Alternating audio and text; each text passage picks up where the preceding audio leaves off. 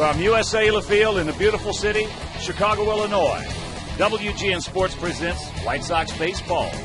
It's Paul Konerko, Andrew Jones, Alex Rios, and the Sox as they get set to butt heads with Ichiro Suzuki and Don Wakamatsu's Seattle Mariners. Hi, everybody, and welcome. With Steve Stone, I'm Ken Harrells as we get set to bring you the finale of this three-game set. As you know, the Sox have taken the first two.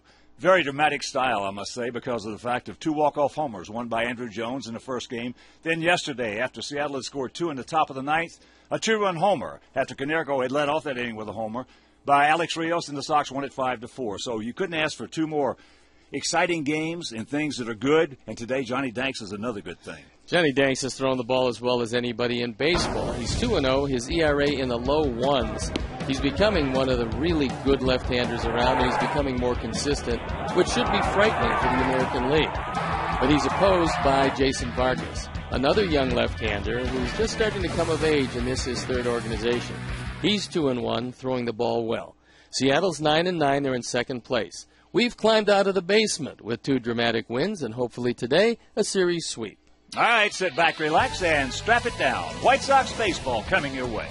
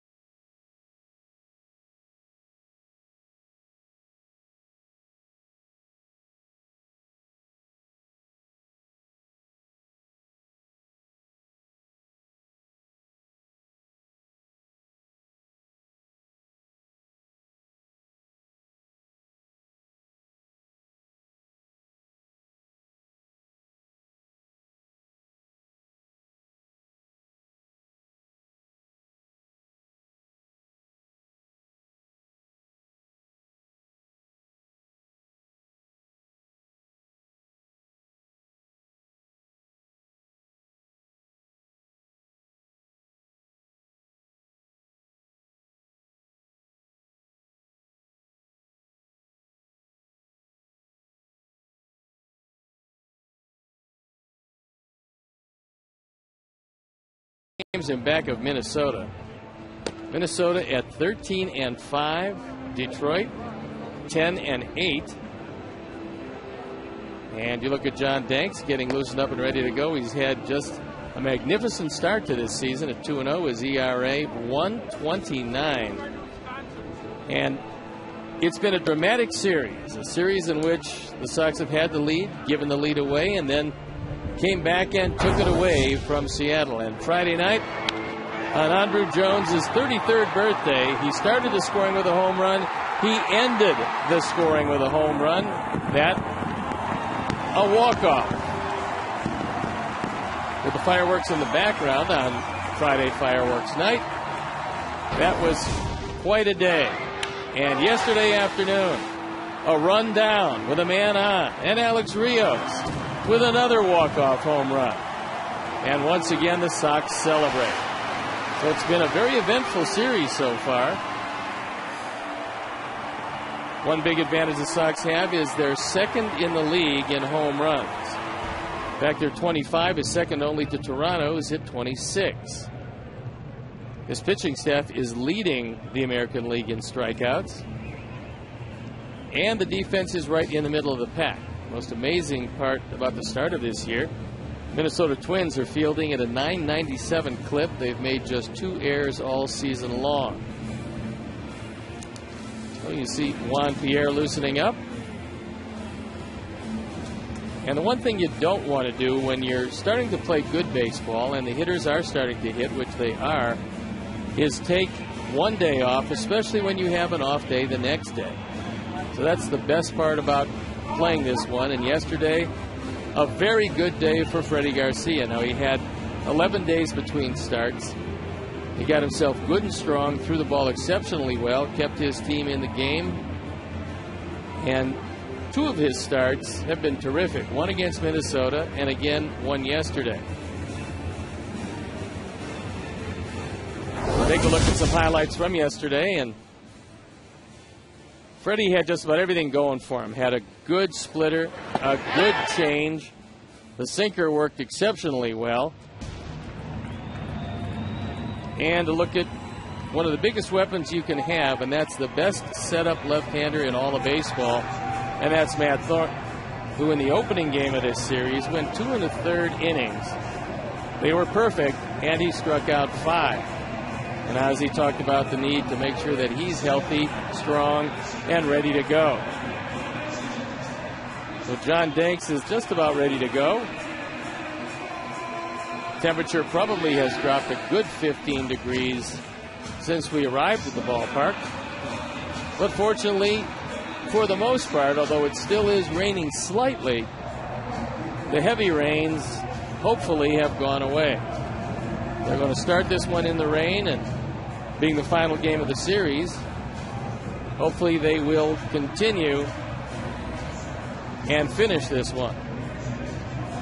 Now, the one guy that John Danks has to worry about is a guy that's always hit him very well, and that's the surprising cleanup hitter, the Seattle team, Jose Lopez. He did have a grand slam on Friday night. He's not the kind of guy that you look for big power, but against John Danks, he's hitting .438, 7 for 16. Hasn't hit one out against him, but he's been a bit of a pest. And for the 3rd time in as many days, it'll be a day without Milton. Milton Bradley will not start today. He's had a bad calf. He's actually off to a pretty decent start as far as runs driven in for these Mariners, but will not have a start in his return to Chicago. So the White Sox take the field. The umpires go to their positions, and we're ready to give you the lineup for Don Wakamatsu's Seattle Mariners, who come in second place, 9-9. Ichiro Suzuki leading off, then it's Figgins hitting second, Gutierrez hitting third, with Lopez in the cleanup spot. Mike Sweeney getting the nod at DH today, then it's Kochman, Burns, Moore, and Tuiasa Sopo. The defense and how they're going to line up behind John Danks, left to right, Pierre, Rios, and Quentin. In the infield, Tian, Ramirez, Beckham, and Konerko. A.J. Pierzynski behind the plate. And we've talked a whole lot about John Danks. He's a man on the mound today, on for the 4th time. Opponent's hitting 162, but a 129 ERA. Most impressive.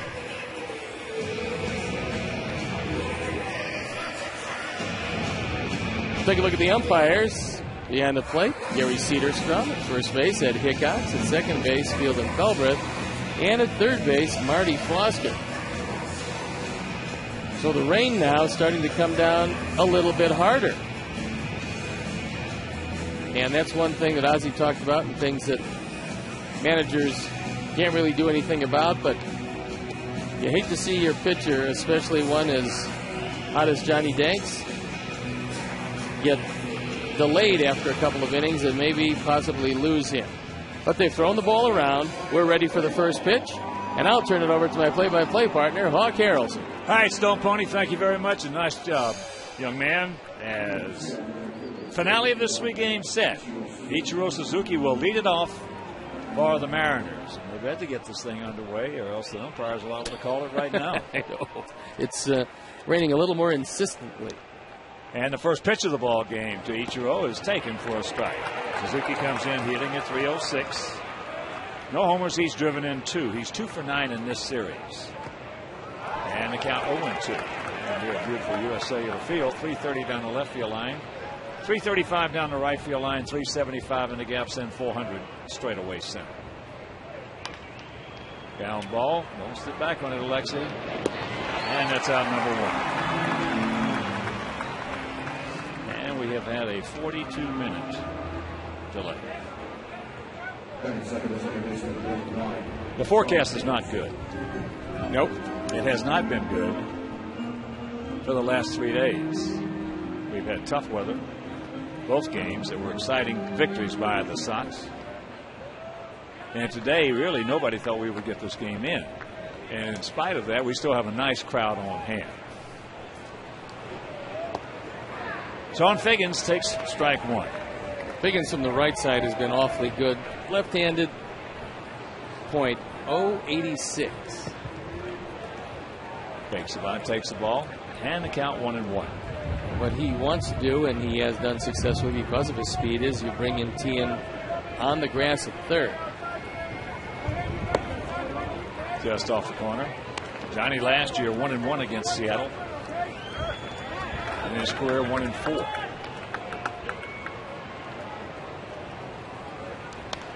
Fouls that back. So the count evens at 2. Danks overall in his career 33 up and 33 down. A lot of decisions for a young man who just turned 25. Well, I think Hawk, once he starts to get a bit above 500, he's never going to look back. He gone. Well, there's one defining pitch for Johnny Danks, and that is the changeup. When he keeps it down, he wins. When he gets it up, he loses. Figgins hasn't seen it in the at-bat, and when he does, John uses it as a put-away pitch. Yeah, his changeup is so good. A lot of times you'll get a pitcher with a specialty pitch that he feels like he can throw at any time for a strike, but they'll keep it for the put-away. And then you have other pitchers who will use that same pitch to get ahead, and then all of a sudden put them away with it. And that's what that changeup does for Danks. What John has to be constantly concerned about, and I'm sure he will be, is making sure that he's able to get a good grip with his spikes on the mound as it continues to rain. Were you a good mutter? I didn't like it very much. I mean, I think if you play like I did from Cleveland, Ohio, which is where I grew up, you play in the mud a lot, especially your high school team, because I remember we had a 24-game schedule. 18 games were played with temperatures below 40. And lots of rain. High pop-up off the bat of Franklin Gutierrez. Beckham. So a nice 1-2-3 inning for Johnny Danks after a half inning of play. It's the Mariners nothing and the good guys coming to bat.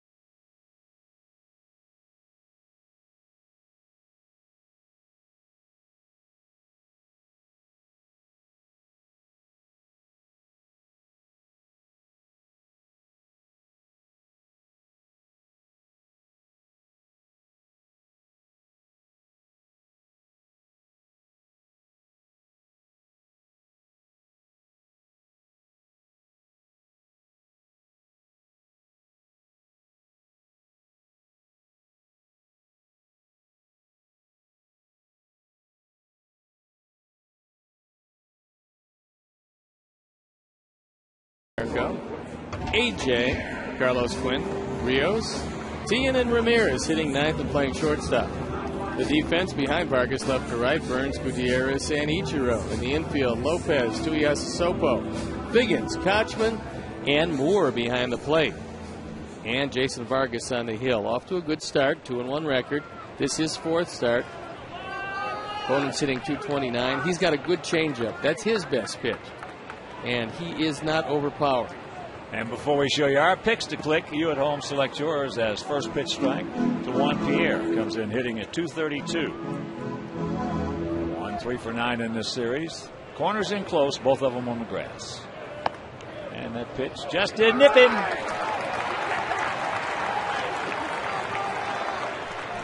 Nice of Juan to point it out to Gary Cederstrom. And if you're going to get hit like this.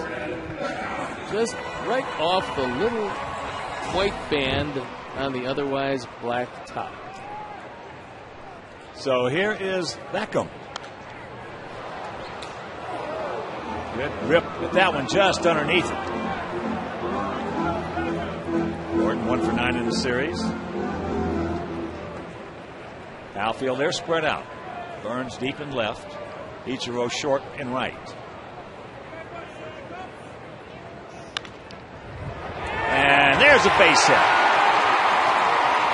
Attaboy, Gordon. So things cooking here in the bottom of the first inning.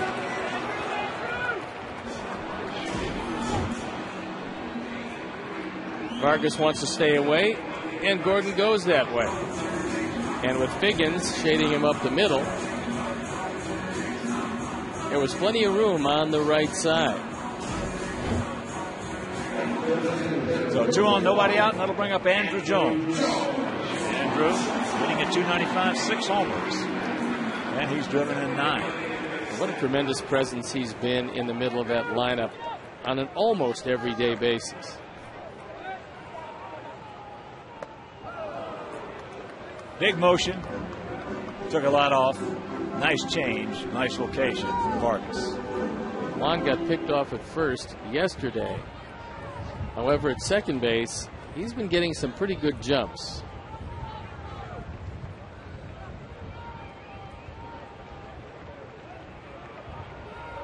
Vargas didn't like the size of the lead, so he reverse pivots and chases him back, but nobody was covered. Sox won the opener of this series on Friday on that walk-off homer by Andrew Jones on his 33rd birthday. As there goes one and no throw. And you could tell he was measuring him because he kept getting a little bit more, waiting to see if anybody would come to the bag. And although Figgins faked, he never came to the bag, and Juan took off. You see a great jump, and he makes it without a throw. Stolen base number 9. Only been caught twice. And a 1-1 count. Big hack, no contact. Now he's got to cinch it up and hunker down.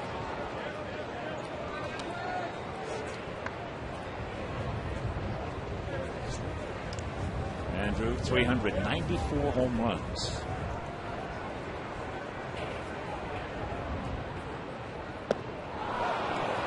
And he gets him. So with 1 out, let's check out our picks to click this afternoon. Jim Angio, our director and crew, they went with Mark Tian. Steve's going to go with Gordon Beckham. And Judge William Moore. Jane and I from Savannah, Georgia. We're going to go with Juan Pierre, who's at third base. Judge Moore and I, teammates in American Legion ball. He was a good player with tremendous hands. It's always good to know judges.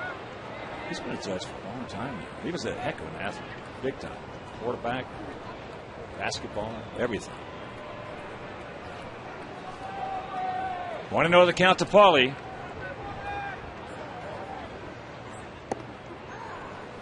And that changeup grabs the strike with it. Vargas will throw that changeup any time in any count.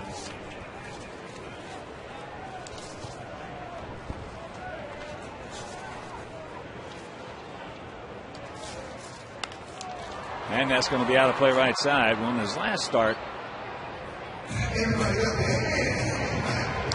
against Baltimore, I was driving home listening to that game, and they were talking about on the radio just exactly what you said. He was just showing him a fastball, but throwing the changeup anytime, any count, any situation for the strike.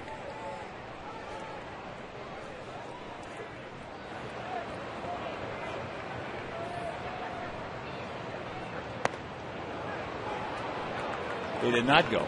So the count evens at 2. Vargas originally drafted by Minnesota the 43rd round of the 2001 June draft. Didn't sign. Went to LSU. Then selected by the Florida Marlins in the 2nd round in 2004. And he did sign originally with the Florida Marlins. Made a stop in New York before coming to Seattle. He was in the National League with the Mets. That ball hammered. Gummit. Just foul.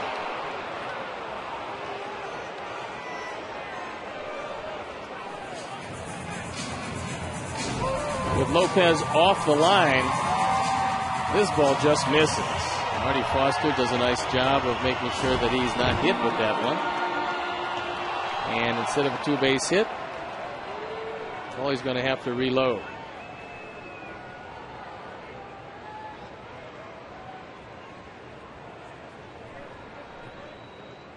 And the 2-2 pitch. Well, he had a nice approach on the location of that pitch. When you get to 2-2, Hawk, in a situation where you got a man at third, only one out, are you still thinking fly ball? Don't turn the head of the bat over. Let's try to drive it to center, right center. That's it. Don't turn the head of the bat over.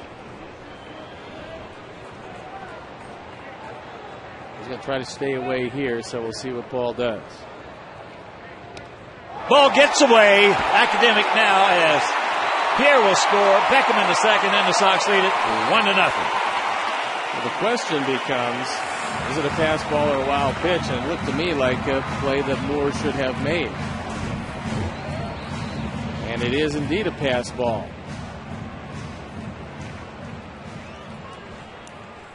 The biggest thing for reason for not turning the head of the bat over, Stevie, is the fact that it makes you look at the ball longer.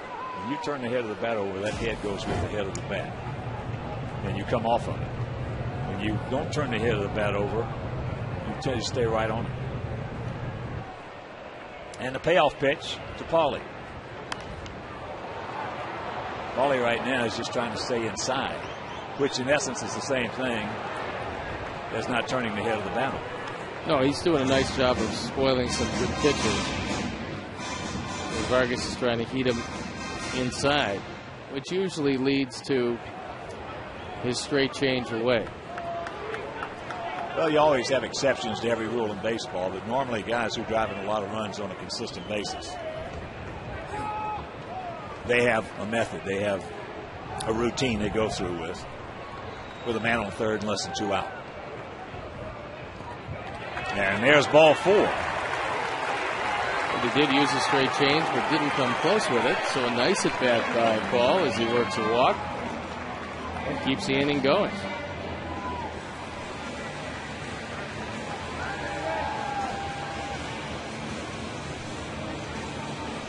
And here's A.J. A.J. hitting at 151. No homers he's driven in a pair. 0 for 4 in this series.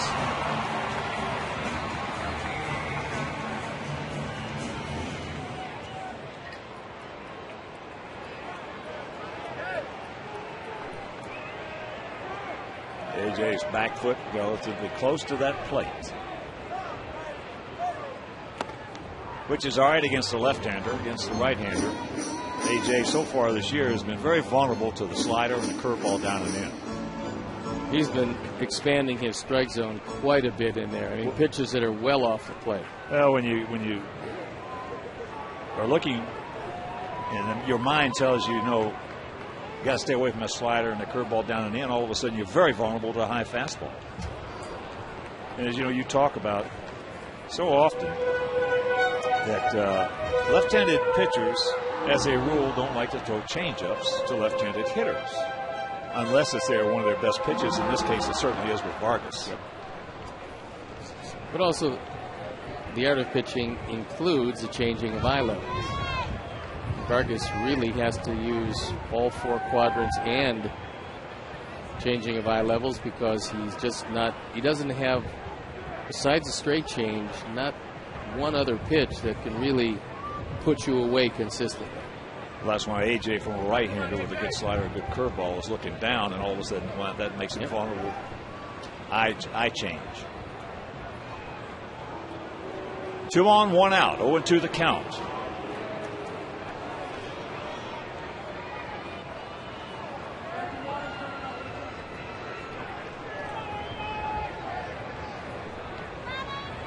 See where Adam Moore sets up. Vargas taking too much time. All that is just a non-movement shakeoff. Just wait. Catchers started that because they didn't like for the fans to see pitchers shaking him off all the time. Say, hey, look, don't shake me off. Just wait, and I'll go through the sequence again. And they're having a hard time getting together.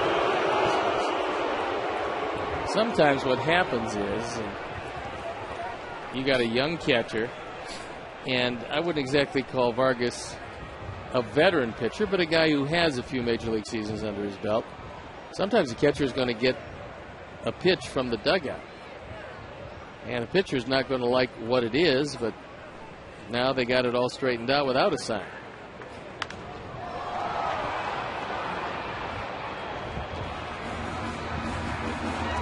Well, some teams have a sign that the catcher will give the pitcher if he starts to shake it off that this is in the dugout. And then there's no more waiting. But ultimately, he's got the ball in his hand, and he's got to throw it with conviction.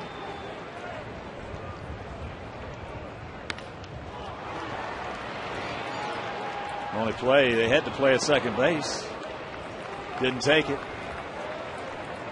So AJ is retired, 2 down, and that'll bring up Carlos Quentin. We got a pretty good break, and Seattle got a bad break when Jack Wilson jammed his thumb on a ground ball in the first game. Tui Asasopo doesn't have near the experience. He's not near as polished defensively. And AJ hustling down the line. Asasopo looks, but doesn't make the play at second. And he had it by plenty with Paul running. But I don't think he realized who was running or the speed that he possessed. So here's Carlos. Good eye. Takes it off the plate. Carlos 1 for 7 in the series, and that was a home run. Carlos had a big walk in that game yesterday.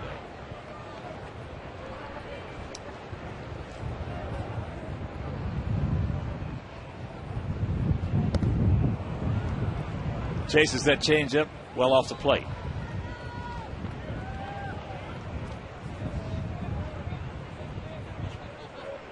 A lot of times when a manager talks about a guy having a big walk, first thing that'll tell you is that that guy is in a slump.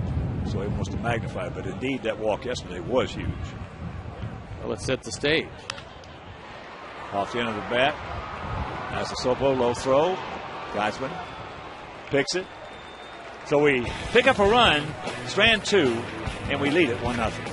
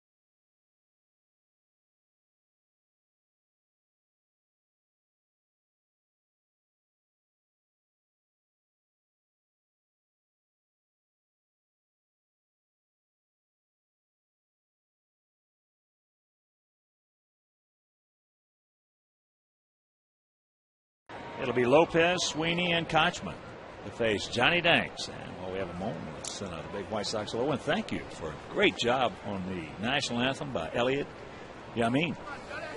He was very good. He was terrific. 0-1 the count.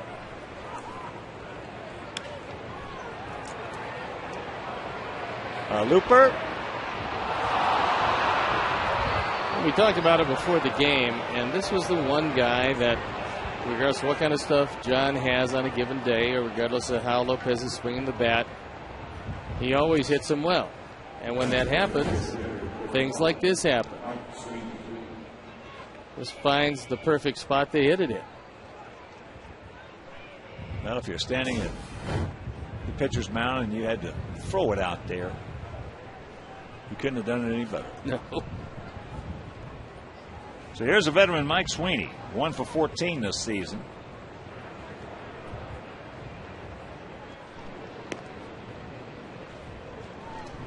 When he had that Kansas City uniform on, he was the biggest Sox killer in the American League. He's had all kinds of back problems since those days, but he was destructive. There's the strike. I'm thinking you get him to hit the ball on the ground, and it's an easy 2.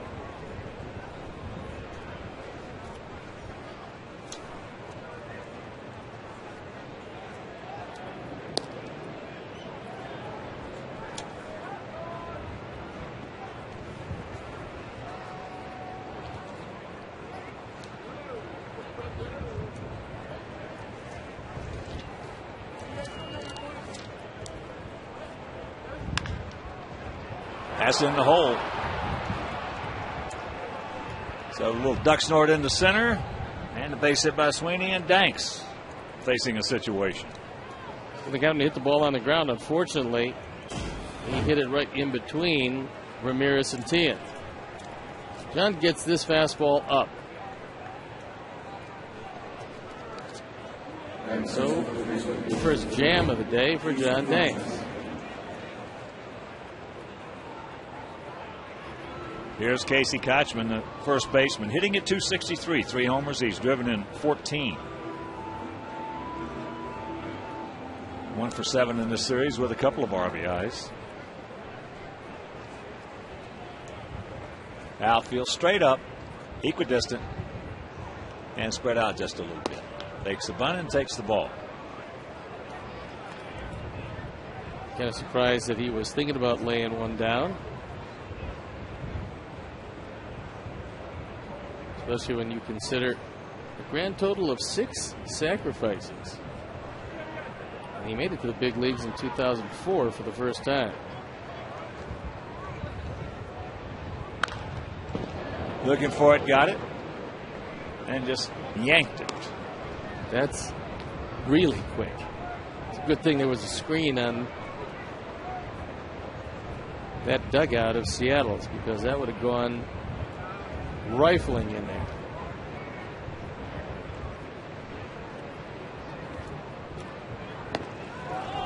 Jacks it up.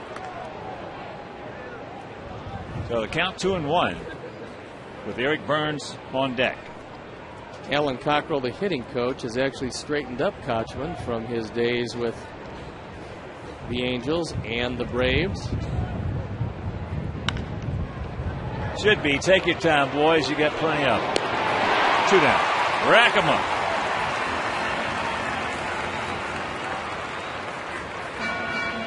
That time Alexi did a nice job of coming to the bag under control. And this makes all the difference in the world. He was shading him right up the middle, but he comes to the bag easily. And there was no chance in the world of Sweeney getting close enough to even think about sliding. So here's Burns. 1 for 7 in the series. Boy, he made a heck of a play yesterday. Why don't you tell him about it for the people who didn't see it? Taking a 3-run homer away from Alexi Ramirez. The ball looked like it was going out of the ballpark, and Eric Byrnes got back and climbed the wall at the top of his jump. The ball actually hit the thumb of his glove and hit the yellow line. And instead of bouncing over, it bounced back into the field of play. So instead of being a 3-run homer, it was a 2-run double. That made all the difference in the world as Seattle wound up taking the lead, and for a while it looked like that was going to be the deciding run of the game.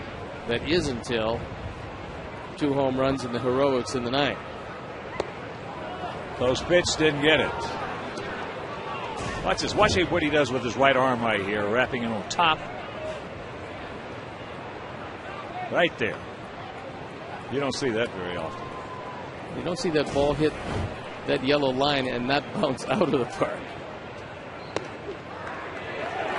There's a strike. And a full count.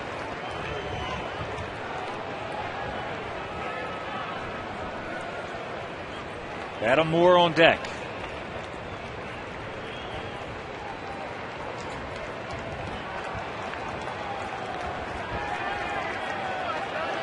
Now field straight up, payoff pitch. He gone. And change up. And that'll do it. First 2 men get aboard. And they can't do anything with it.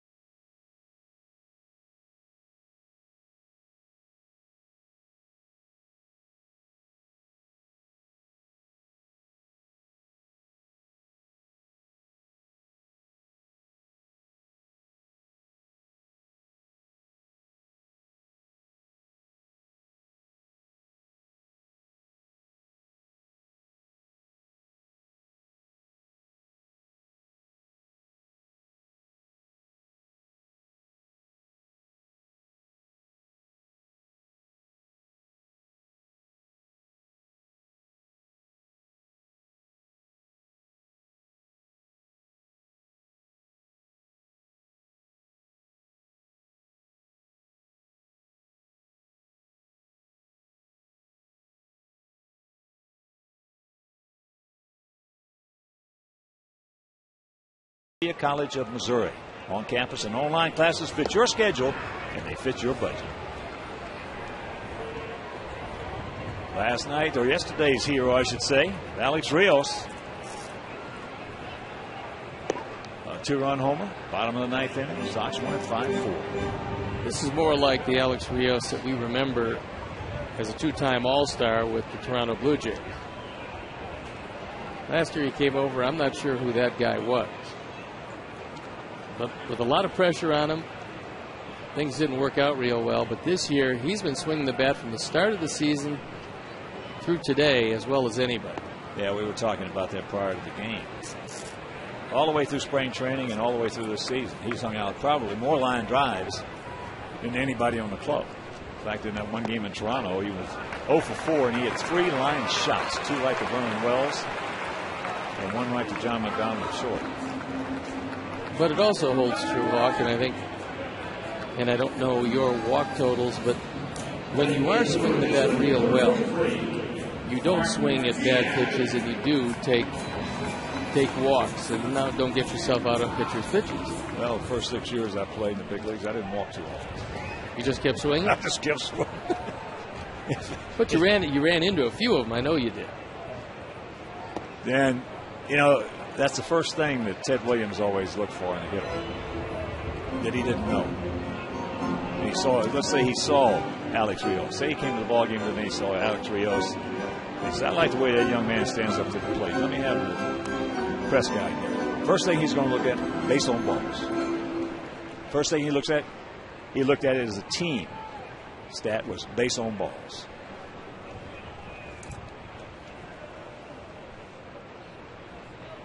Mark can't get that one, and the count evens at 1. And if you look at Big Frank Thomas, the greatest hitter in White Sox franchise history, when his base on balls total was way up, he was devastated. When it was down, he was trying to do too much and started chasing bad pitches.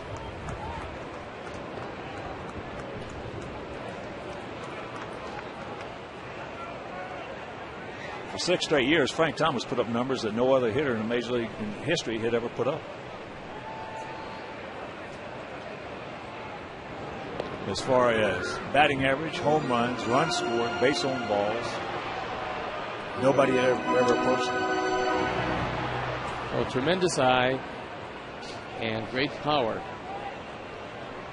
don't usually or necessarily go hand in hand with a great batting average. He had all of it. Well, for 8 years, Frank Thomas was the best right-handed hitter I ever saw. With everything considered? Everything. Power and average? On-base percentage. Runs scored, walks.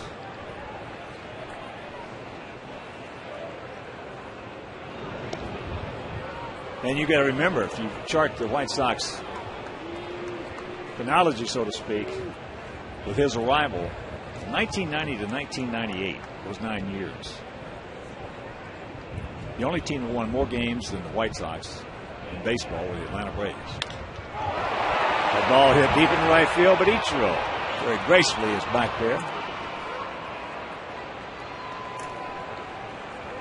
It's just like Derek Jeter. You can chart the success of the Yankee organization with his arrival. But for 9 years, the only team that won more games than we did were the Braves. We also mixed in, and they weren't always the same guys, but we mixed in a lot of good pitching. Oh, yeah. In that era also. Yes, we did. So here's Alexei.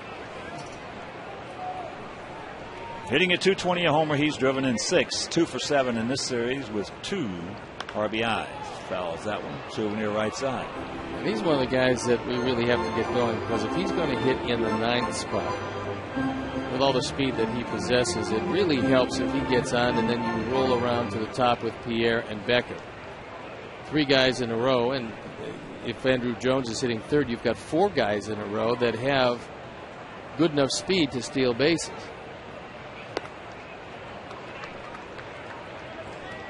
One and one to count.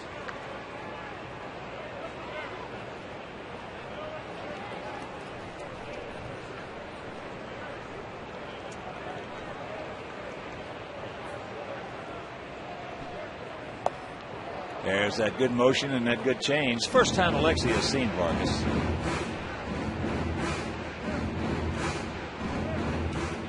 Vargas now resides in Phoenix.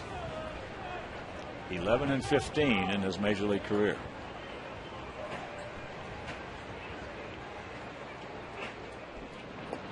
Well, there's at least one guy that's going to have to make a move, either into the pen or somebody from the pen going down. That's when Cliff Lee comes back, and they're looking for him on April 30th. And that's going to be a huge addition to this team. There goes. Rios easily steals it. That's his 5th stolen base. Well, Pfister was very impressive yesterday. I like him. I mean, at 6'8", you don't expect a guy to be able to keep the ball down, throw as many ground balls as he throws, because you're looking at a guy who, tries to overpower you. But that's not the case with Doug Pfister. And he's thrown the ball exceptionally well this entire season. He was 88 to 90. 90 was the highest I saw him hit. But he got it, he threw it, he threw strikes. And always around the plate with just about everything. So here is Pierre. So either Vargas or Pfister, somebody, as you mentioned, is going to have to be moved. Then if all goes well, after talking with Jack Zurinsik, their general manager, he said that they're actually expecting Erik Bedard to come back sometime at the end of May. Well, Bedard, when he was with Baltimore, was awesome. There was no question about that. And he got banged up, got injured a little bit. Had to go on the DL. So I would think if Fargas and Pfister are still pitching well, he's going to have to pitch his way back in the ball club, even though he makes a lot of money, as there's a little chopper right side. And that'll do it. Get the leadoff walk, stolen base, but can't score.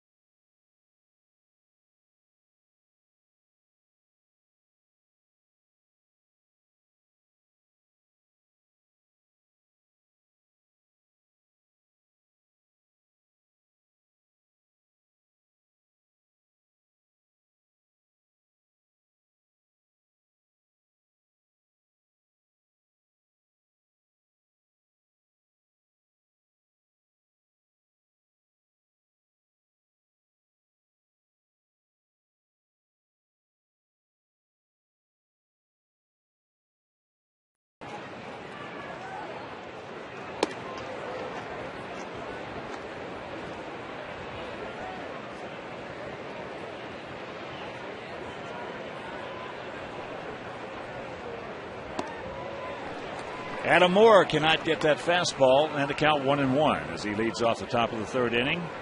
Moore hitting at 138. He's 1 for 4 in this series.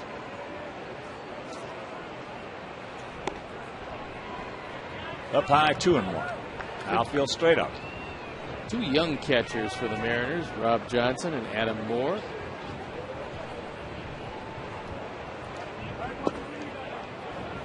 Johnson had all kinds of surgery. He's a walking medical plan. Had both hips operated on, his back operated on, his wrist operated on.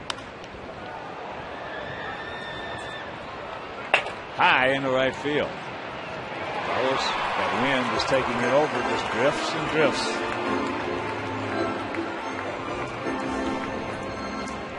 Support your Chicago White Sox by becoming a season ticket holder. The White Sox Aussie plan features 13 games, including Cup Series tickets, leaving the rest up to you. Prices vary depending on seat category and game choices. For details, visit whitesox.com or call 312-674-1000. Tuiasa Sopo takes strike one, hitting at 211. 0 for 6 in this series.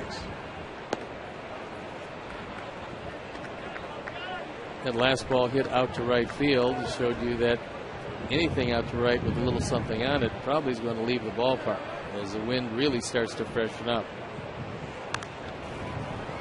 It's supposed to be between 15 and 20 mile an hour gusts. Right now it's pretty calm.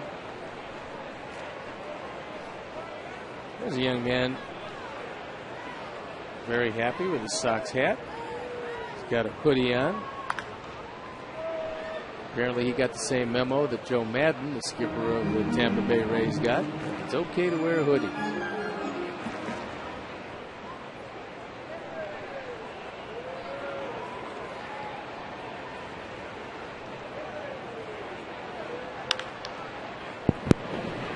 Another changeup right off the end of the bat. And that's 2 down. There's nothing a pitcher likes more than when he throws that changeup to see that hitter just get out in front of him. Hook it, because more times than not, it's going to go softly to the left side if he's a right-hand hitter.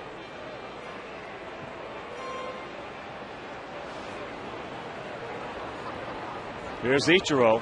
He grounded out softly to Alexei at short.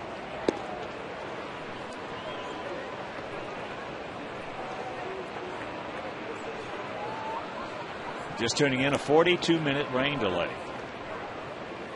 And from what we've been hearing and listening to and checking the forecast out, it's just amazing we're playing this game today. Let's play a little bit more and keep the lead. That would be good. Come back and get him. We don't want to walk this guy.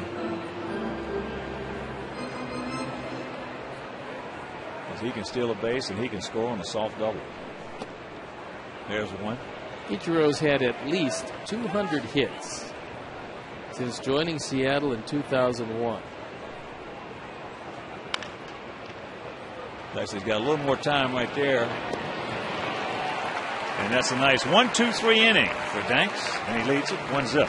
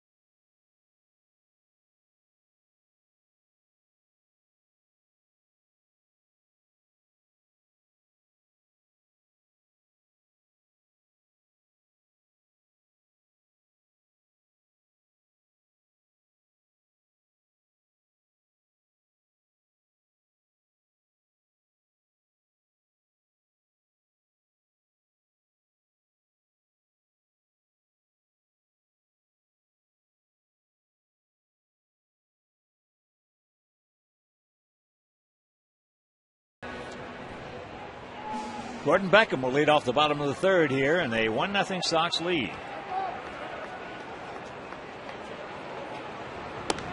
And we want to thank his umpiring crew, giving us a lot of the amount of time in between innings. Most don't. Gordon trying to take that ball in the right center, just underneath it. Well, that for actually starting the game in the rain, especially when you consider Seattle comes back again. Beckham 1 for 1, singled into right field.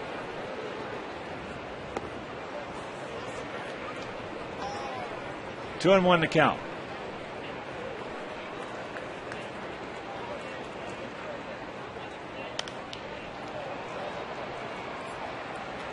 And that is a souvenir right side.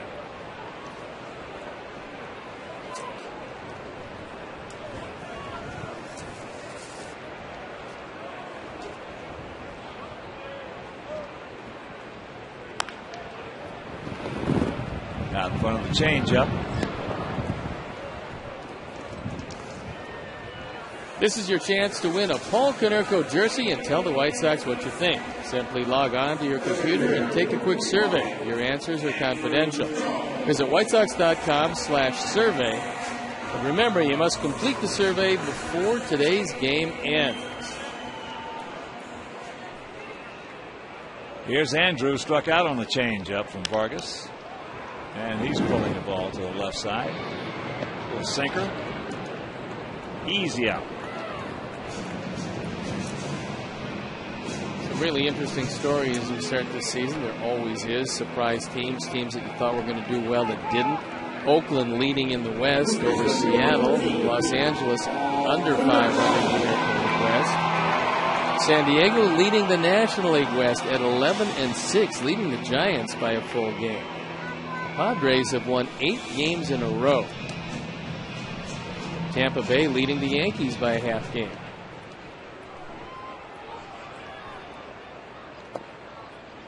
Well, of all the teams you just mentioned right there, Tampa Bay's for real. They're a terrific club. They are for real. Well balanced.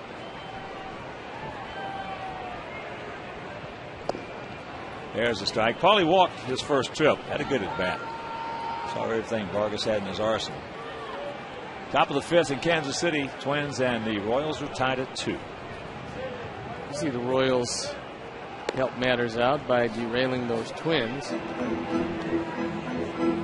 Twins have won 7 of their last 10. They've been a better club on the road than at home.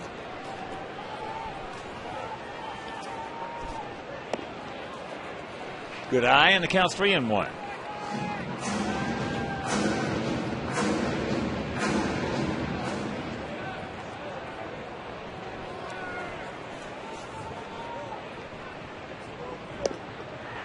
Made a good pitch on him.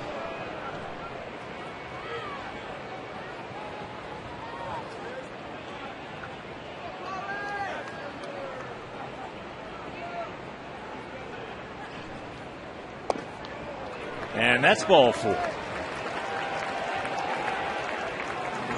last couple of ball games, Mark has been sitting over there in that dugout watching Konerko go 3 for 7 with a couple of homers, long homers. And doesn't seem to want any piece of him, especially with A.J., a left-hander, coming up behind him.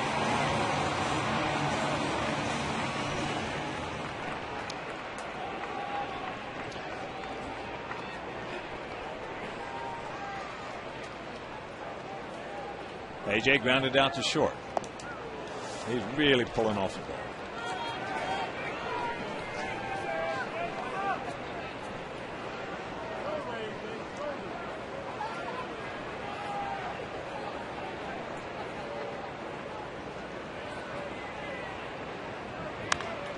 And the worst part about it is that he knows it. Sometimes as a hitter, you know exactly what you're doing wrong, and you just try. You say to yourself, okay, I'm going to stay back and stay tucked with that lead shoulder, and you just can't do it. You just cannot do it.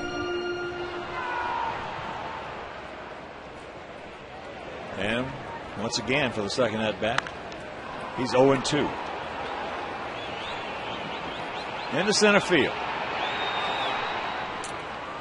Gutierrez has it, and it'll retire to the side. We're into the 4th.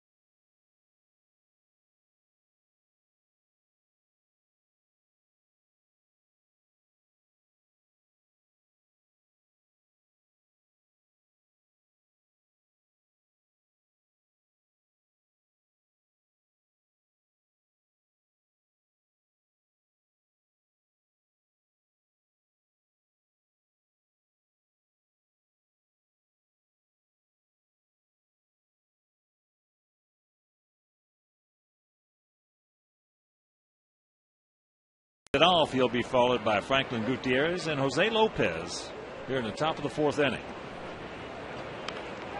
A bunt, and that's a good one. Oh, yeah, nice play. And a nice being. He didn't have any angle, and he made a nice throw to Konerko.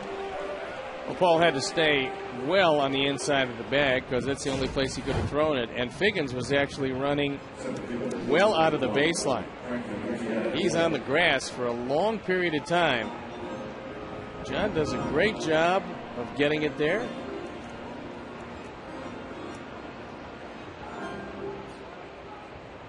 That's a tough play, and he made it look easy. Especially when you know you're getting a wet baseball.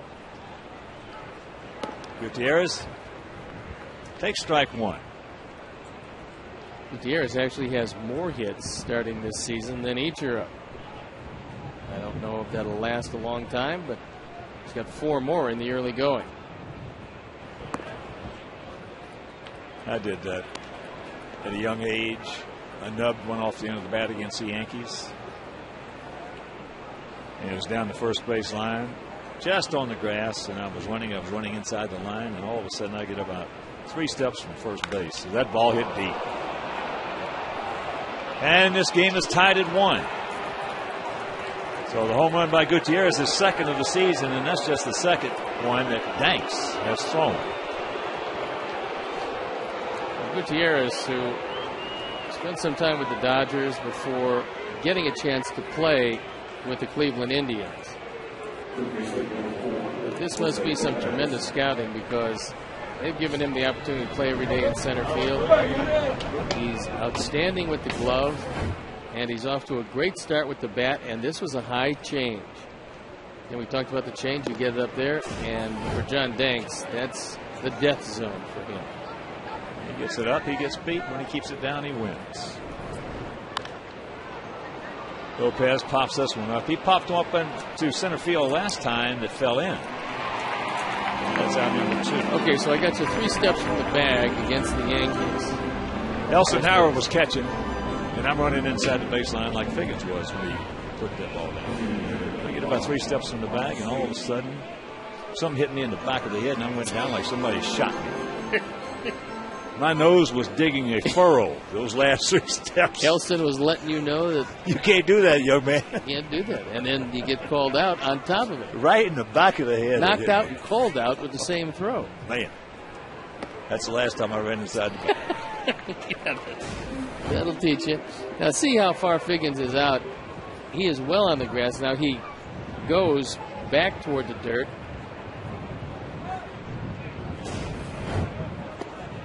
Big hack by Sweeney. He had a base hit, grounder between 3rd and short.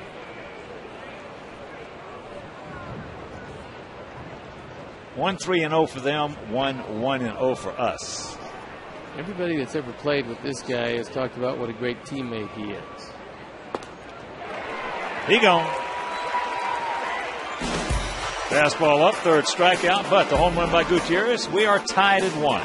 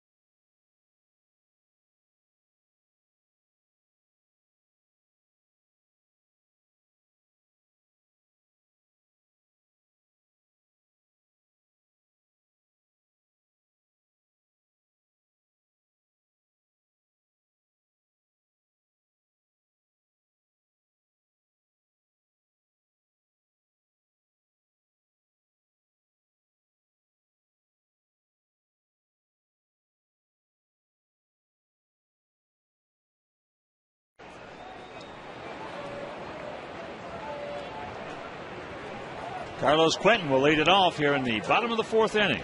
To be followed by Rios and Tien. That sinker low and away.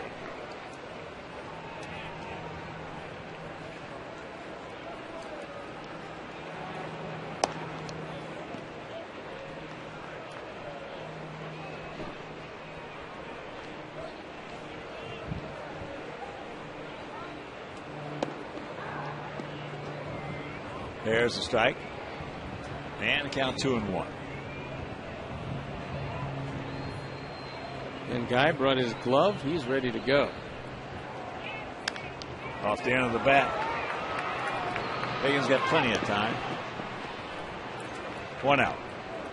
Sox fans, stay up to date on your favorite team with White Sox On Demand. Press 999 on your Comcast DVR to tune into White Sox On Demand for exclusive videos, game replays, and more.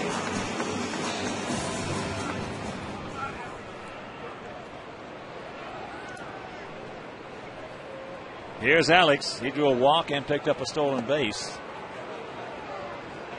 The walk leading off the second, and with 1 out, he stole second. You know, it's 5 stolen bases and 7 attempts this year. Sox have 21 on the season. He was just underneath that one. That could have been a launched ball right there. You don't see too many guys as tall as Alex Rios being good base stealers. That ball drifted right over the middle of the plate. Alex just got under it. Dave Winfield could steal bases. He could. Dave Winfield could do anything he wanted on the baseball field. Yes, he could. Well, he was drafted in all 3 sports, so you have to figure that he was as good, if not better, than most of the athletes in his generation. Dave Parker was quick. He was 6'6", weighed about 250, 260. He could fly. What about Frank Howard? Did he steal any bags? Big Hondo tried, but he never quite got there in time. Must have sounded like a herd of elephants. I'll tell you what he did do, though. We didn't have records like that back in those days like they do today. He must have led the league every year in infield hits. Because they played him in the outfield. That's right. High to left field. And it's out number 2. They'd be playing him, the third baseman be playing him back 3, 4, 5 steps in the grass back there. And he'd get out in front of one, chop it down the third base line, and they had no chance. The man played basketball at Ohio State, and he played it pretty well. So, you know, when he was a sophomore at Ohio State, they voted him the meanest man in college basketball. He's the nicest guy in the world. My roomie. There's Tien into center field. Get down. It won't. And that'll retire the side. First 1, 2, 3 inning for Vargas, and we are still tied at 1.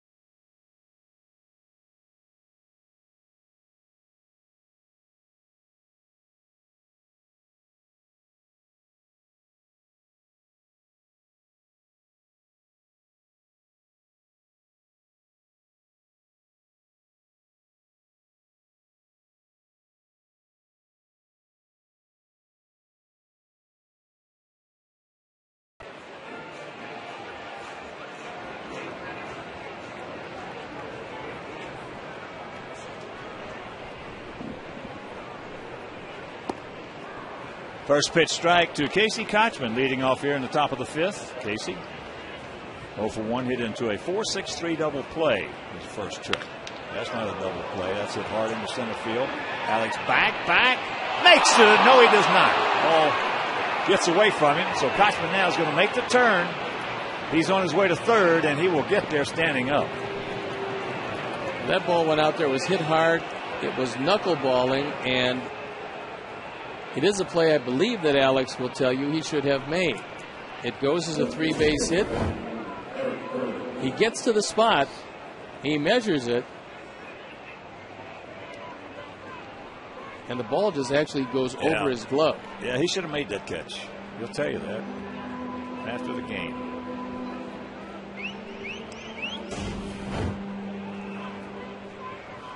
So Kotchman, his first triple, and now the corner's in close.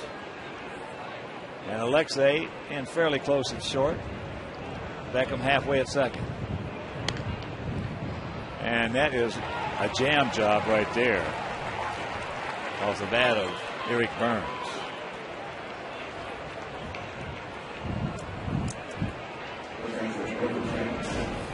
Good cut fastball by John Danks, and gets a very aggressive Eric Burns to swing at a pitch he just can't handle.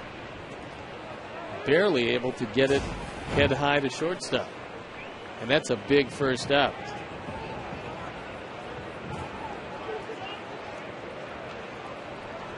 So here's Adam Moore. Takes first pitch strike. Adam Moore can hit the ball with authority, despite the fact that getting a shot at the major leagues, it hasn't worked out very well, but he did hit 22 home runs in A-ball. Pokes at him and into right field, and that's going to fall for a base hit. So Kotchman will score, and the Mariners take a 2-1 lead. Kotchman was actually tagging up, and for just an instant, Carlos Quentin thought he might have had a play at the plate. Moore gets it off the end of the bat. This is good coverage because that ball is low and away. That's a good pitcher's pitch. Kotchman doesn't know if it's going to fall. RBI number 2 for Moore. And the lead to the Mariners. And here's Tuiasa Sopel. Takes it low and away.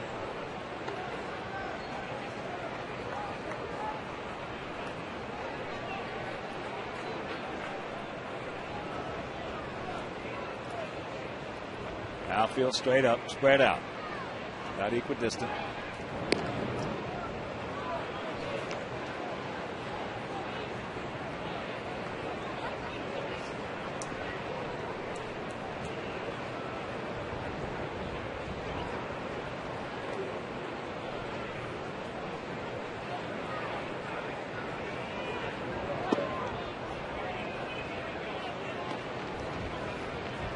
Two and 0 the count. Finale of this 3-game set and the 6-game homestand. Sox, of course, took the first 2 with Seattle by scores of 7-6. That's high and deep in the left field.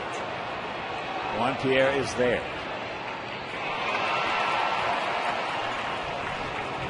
And that is what you call a just missed it. So 2 down. And Chicagoland viewers, how would you like to win 5 $5 footlongs from Subway? Just be the 500th texter to text Subway to 97999. Go to WGNTV.com for complete information and rules.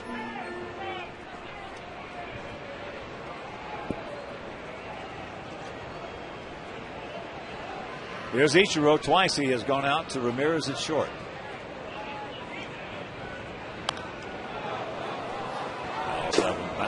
Ichiro could not bail out enough to get the head of the bat on that one because John was coming up and in with a fastball. Ichiro, as is his custom on occasion, pulling out of the box, and he still got jammed with it.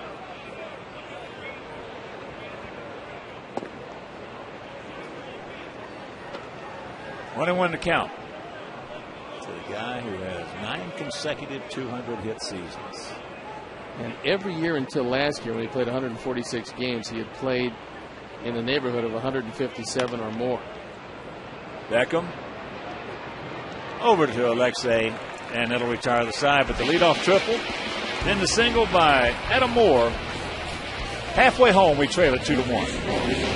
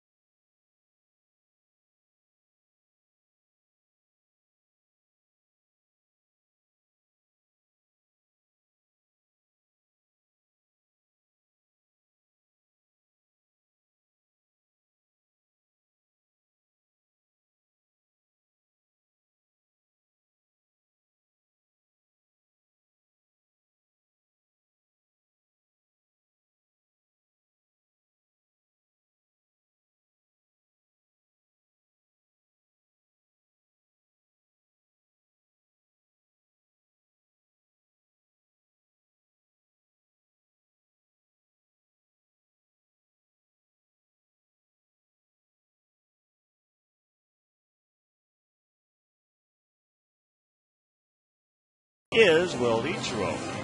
Suzuki attained 200 hits for the 10th consecutive season. AES, B, no. Just text A or B to 97999 and watch for the results later in the game. 2-1 bad guys here in the bottom of the fifth. We only have one run or one hit. That was a single by Beckham in the first inning. Takes the bunt and takes the strike. Does Alexei. And the key to scoring in that first inning was Juan Pierre stealing third base. That turned into a run. Ducks have stolen 2. They'd love to see Ramirez get on at the top and then turn it over to Pierre.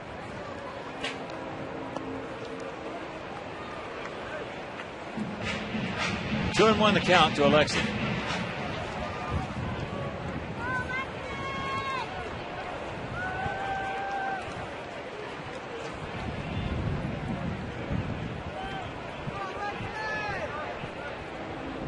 Alexei struck out on the high fastball his first trip.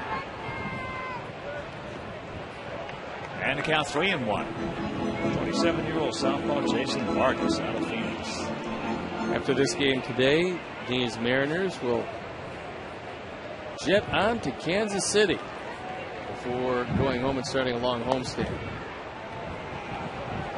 There's a strike and the count goes full.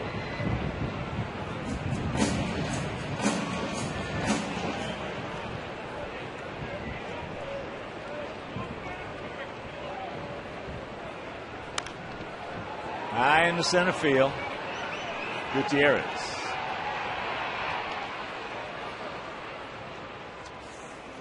Organize a group outing of 20 or more guests during the 2010 season. Purchase a block of tickets to enhance your outing with one of 6 great party areas. The more tickets you order, the more money you save. Call 312-674-1000 or visit whitesox.com. So here's Juan Pierre. One.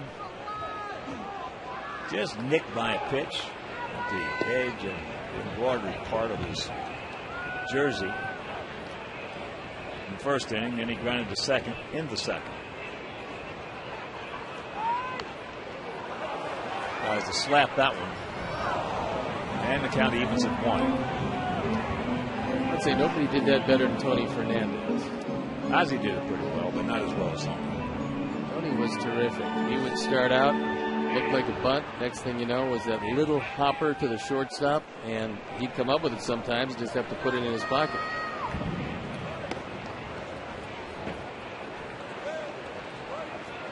Breaking ball and the count 2-1.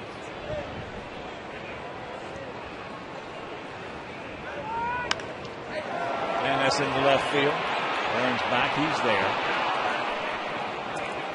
When you saw Ozzie at the beginning, and he was this thin little guy coming over from San Diego for Lamar Hoyt, did you think he would hit? I mean, you knew he would field, but did you think he would be the kind of hitter he became? Well, I had called Dick Williams, who was the manager of San Diego at the time, and I had played for Dick, obviously, in Boston. When I called him, I said, Richard, what are we getting here? He said, I'll tell you what you're getting. You're getting a shortstop that's going to hit a heck of a lot more than people think he is. He's going to be an all-star, and one day he's going to make a hell of a manager. Because he thinks he knows more about baseball than I do right now. Good scouting report. It was.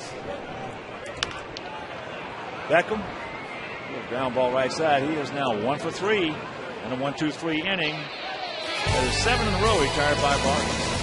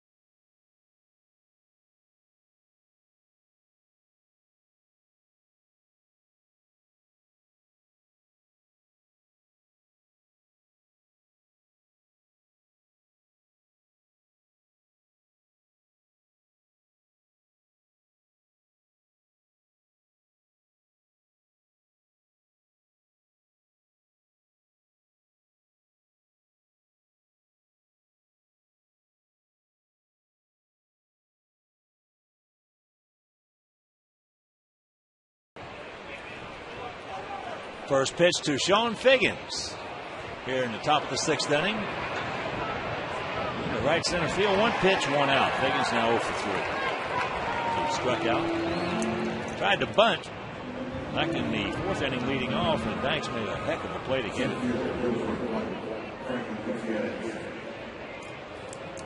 And here's Gutierrez. He's 1 for 2. He tied the game up with his 2nd home run of the season in the 4th. Turned into a very good all-around player.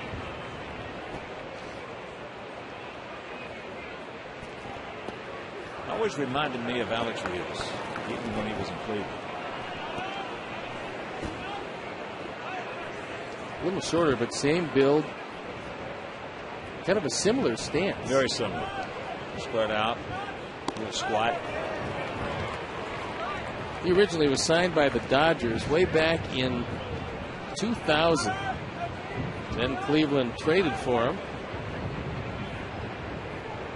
And they traded Milton Bradley to the Dodgers to get Franklin Gutierrez. Really? And here they are united. Is that Kafka or what? Carlos is there. 2 down. Enjoy post-game fireworks presented by Van Kampen Investments. Friday, May 21st at 7:10. It's the White Sox versus those pesky Florida Marlins. For tickets, call 866-SOX-GAME or visit whitesox.com. First pitch strike. Jose Lopez had a little duck snort single in the center, and he also popped up to left field.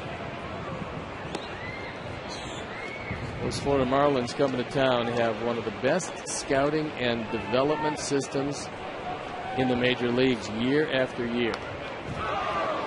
Because they don't spend much.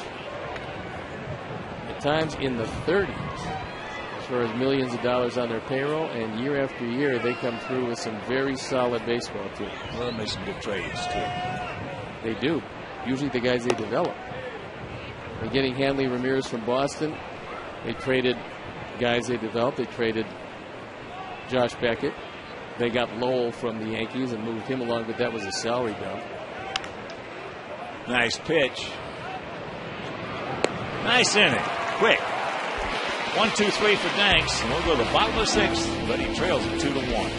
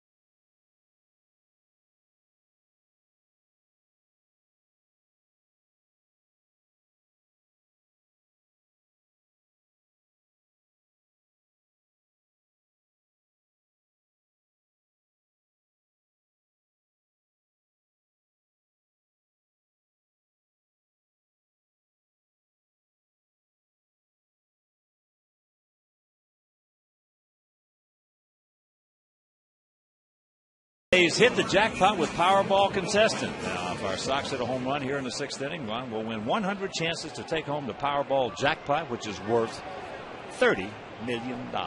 I'm going to guess that you did not hit the Mega Millions this last week. I had 50 tickets. And the most I had on one ticket was one number. I had 3 numbers again. I mean, that doesn't exactly alter my lifestyle, but still. I had one number on about half the tickets, and that was it.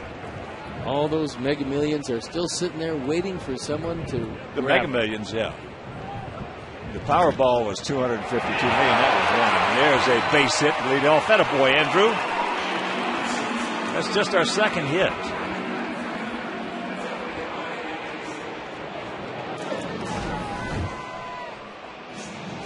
Lopez was fairly wide of the bag, but Andrew drives this ball right by him. I mean, this one exploded off the bat. Well, he does not get cheated on any one of his swings. And here's Paulie. Been to the plate twice, and he has walked twice. 2 of the 3 walks issued by Vargas. The ball hit off the end of the bat, and is going fair ball. That'll be a ground rule double. Looked like it was going to hook, and it stayed fair, hopefully. And it did.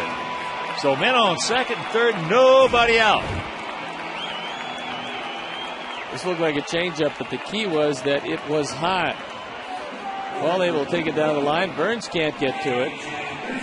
It hits the hard dirt, bounds out of play, but it does put two men in scoring position for A.J. And now, in order to stay out of the big inning, Don Wakamatsu has his infield back. Well, that's perfect for A.J. now. He's got to hit it to the right side to the second baseman, get one in, one over. And he pops it. Well, Wynn's got it. Now Kochman comes in as he should. He saw that Moore was in trouble, and that's a big out. And Moore was in big trouble. Vargas wanted no part of it. Lopez couldn't get over there, and so it left Kochman. And nobody is more frustrated than A.J.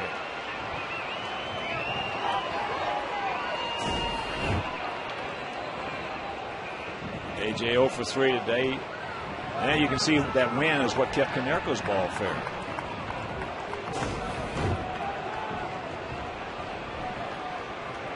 Here's Carlos. He is grounded to short. He is grounded to second.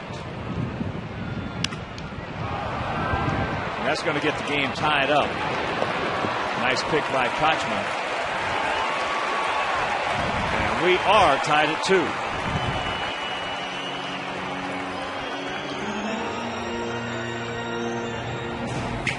RBI number 13 for Carlos. Takes his fastball away and tries to pull it. Asasopo has thrown a lot of throws in the dirt. Actually made 2 good pickups today. So here's Alex. He has walked. Going out to left. He also has a stolen base.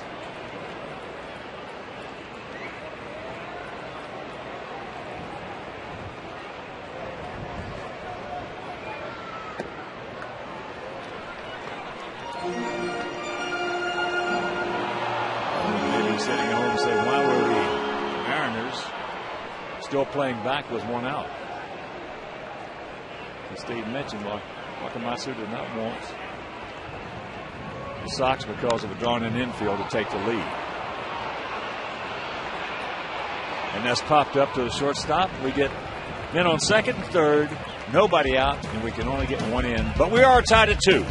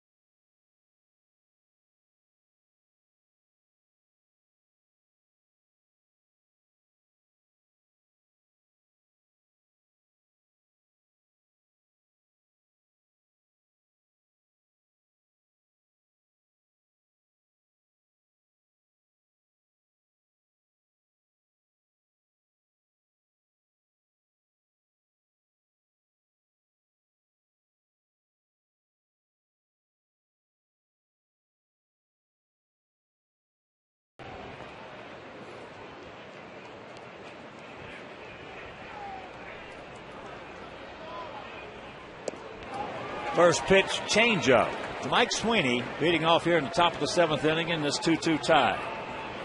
It'll be Sweeney, Kochman, and Burns.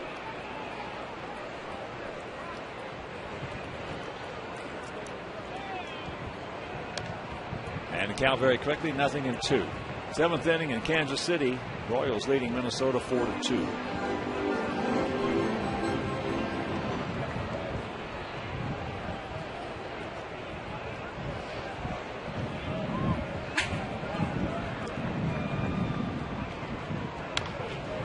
Nice pitch. Got to hurry.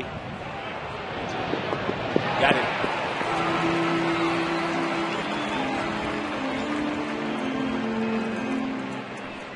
Didn't get him by much, but Martin, playing deep, charges this ball, gets the throw off, and beats him by a stride. So here's Kotchman. Hit into a double play, then he tripled and scored. That was in the fifth inning and gave him a 2-1 lead.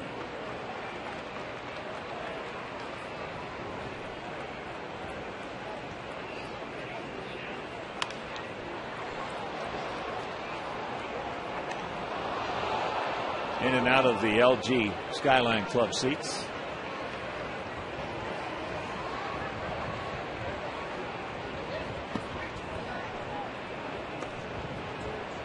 One and two the count.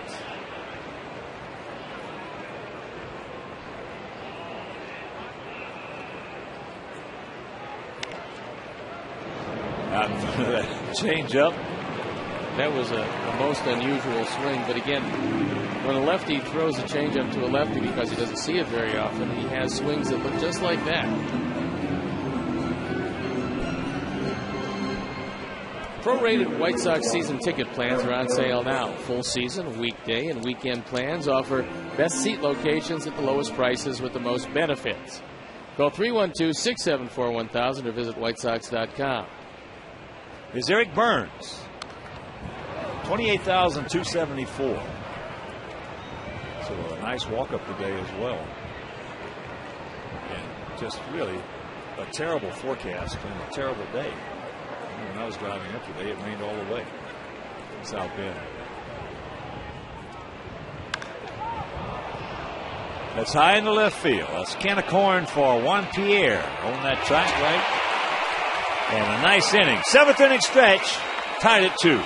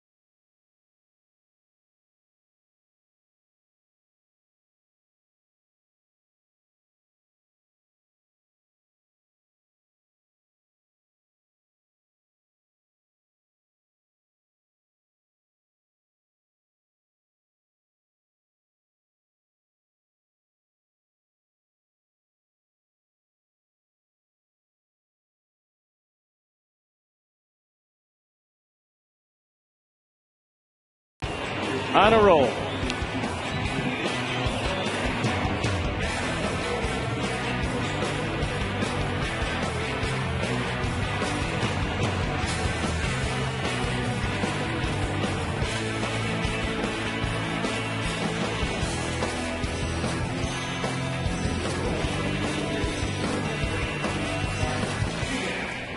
Very quietly, the Washington Nationals are a game over 500 with that 1-0 shutout today. That was over the Dodgers.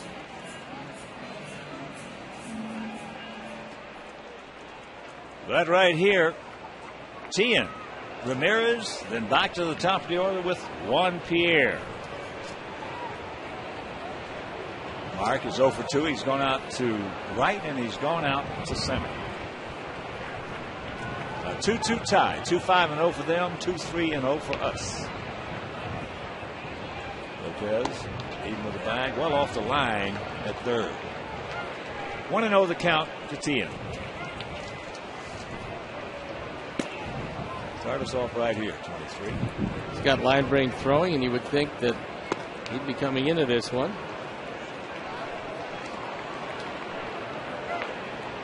Vargas has averaged 6 innings per start. And that's how far he's gone today. Well, it's that category of left-handers that we have not seen that much of with a good changeup. They just give us fits. Get it over the plate. As you take a look at Sean White, the hard-throwing right-hander. Get over the plate, occasionally throw a face-high fastball, and work with your changeup.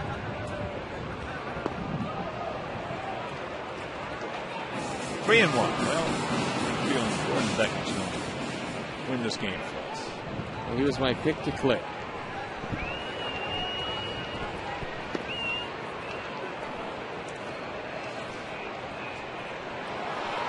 I thought what he did already with that base hit moving Pierre to second in the first inning would have been enough.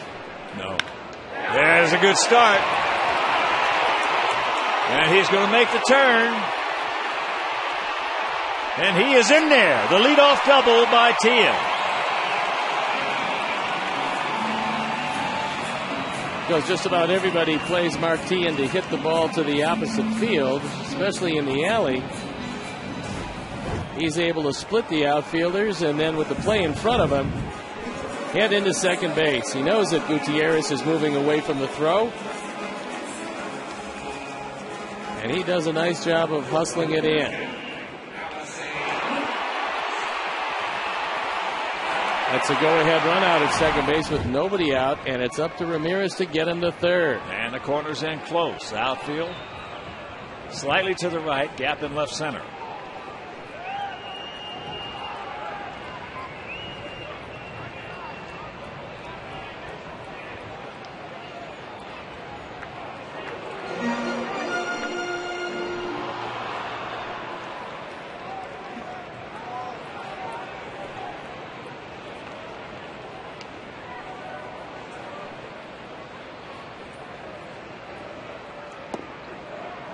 Actually takes first pitch strike.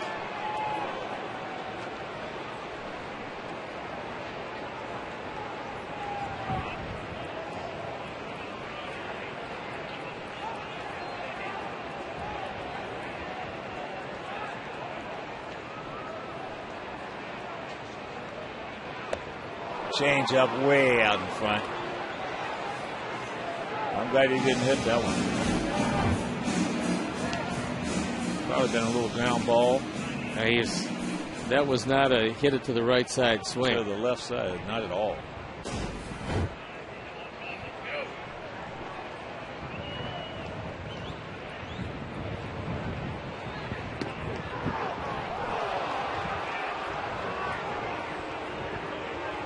So the second time he has struck out. This time could not get the man over. Well, after the straight change away, he just threads the needle on the inside corner. Not particularly good at bat. No. And that is just the third strikeout, so Alexei 2-0. And here's Pierre. He's 0 for 2 last time, up lined hard and fairly deep to left field. There's a little ground ball to the shortstop. And very quickly, 2 out. Visit WhiteSox.com today to check out the Chicago White Sox Charities online auctions. Unique White Sox memorabilia and experiences will be posted every 2 weeks. Visit WhiteSox.com to place your bid today.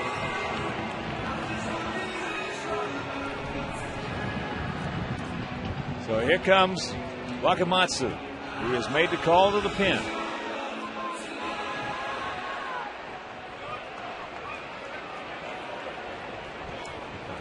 So Jason Vargas has pitched himself a whale of a ball game today. 27-year-old southpaw will depart, and we'll be back.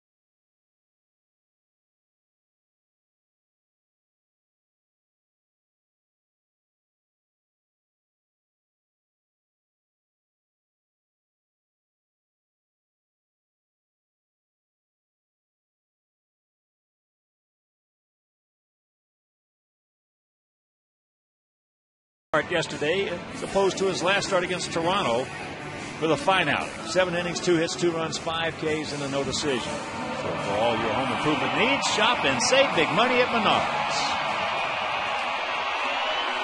Sean White comes into the game with a sparkling 1.35 ERA, on for the 7th time.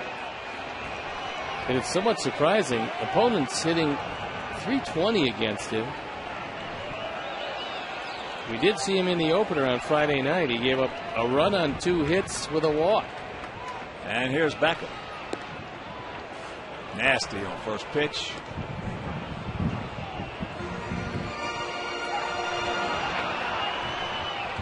Gordon 1 for 3. Had that first inning single. Only 4 hits for the Sox. Ball fisted into left field. He was just a hair late. So we get the leadoff double. We can't get him over. We can't get him in, and we'll go to the 8th.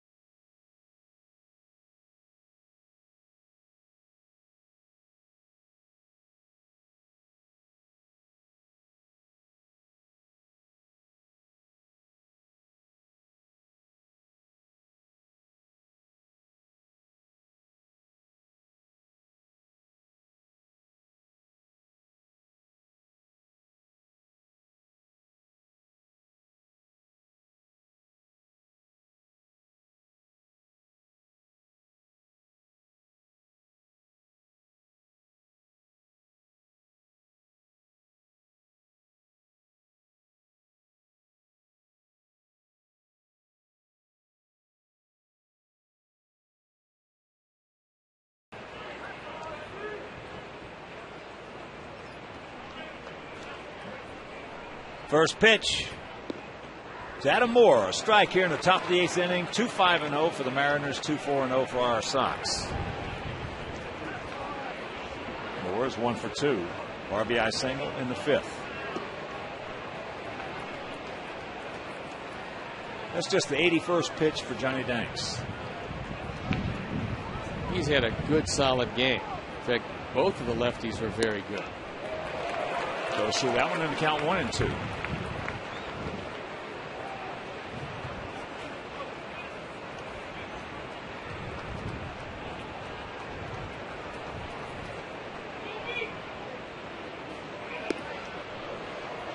Oops. Way high. One of the situations that got John to this point with the tie was first and second, nobody out in the 2nd inning. He got Kotsman to ground into a double play and struck out Burns. And that's Souvenir right side.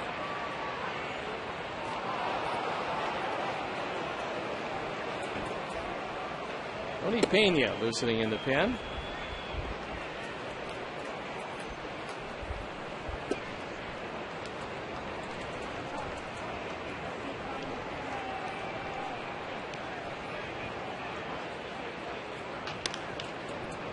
And another ball into the seats.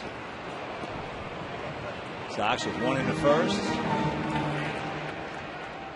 Mariners 1 in the 4th, 1 in the 5th. Sox with 1 in the 6th. Mariners bullpen continues to work. So action in both pens.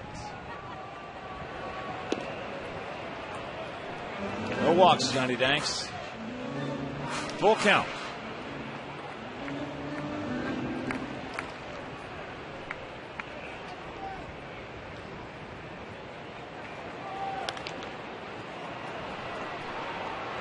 Change up. I'm glad he went after that because that was ball 4.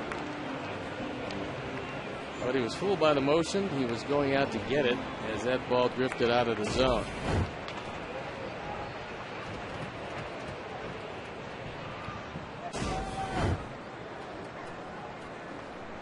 And once again the payoff. He gone. 1 out. AJ on the 3rd sign he gave him got the one he wanted. That little cutter inside. That ball just disappeared down and in, and Moore goes down on strikes. Brendan Lee, hard throwing, low 3/4 slinging right-hander. So he has the softball, fakes the bunt, takes the ball. He is grounded to 3rd, and then he just missed one back in the 5th inning. A high towering drive deep into left field. That change up strike. Count evens at 1.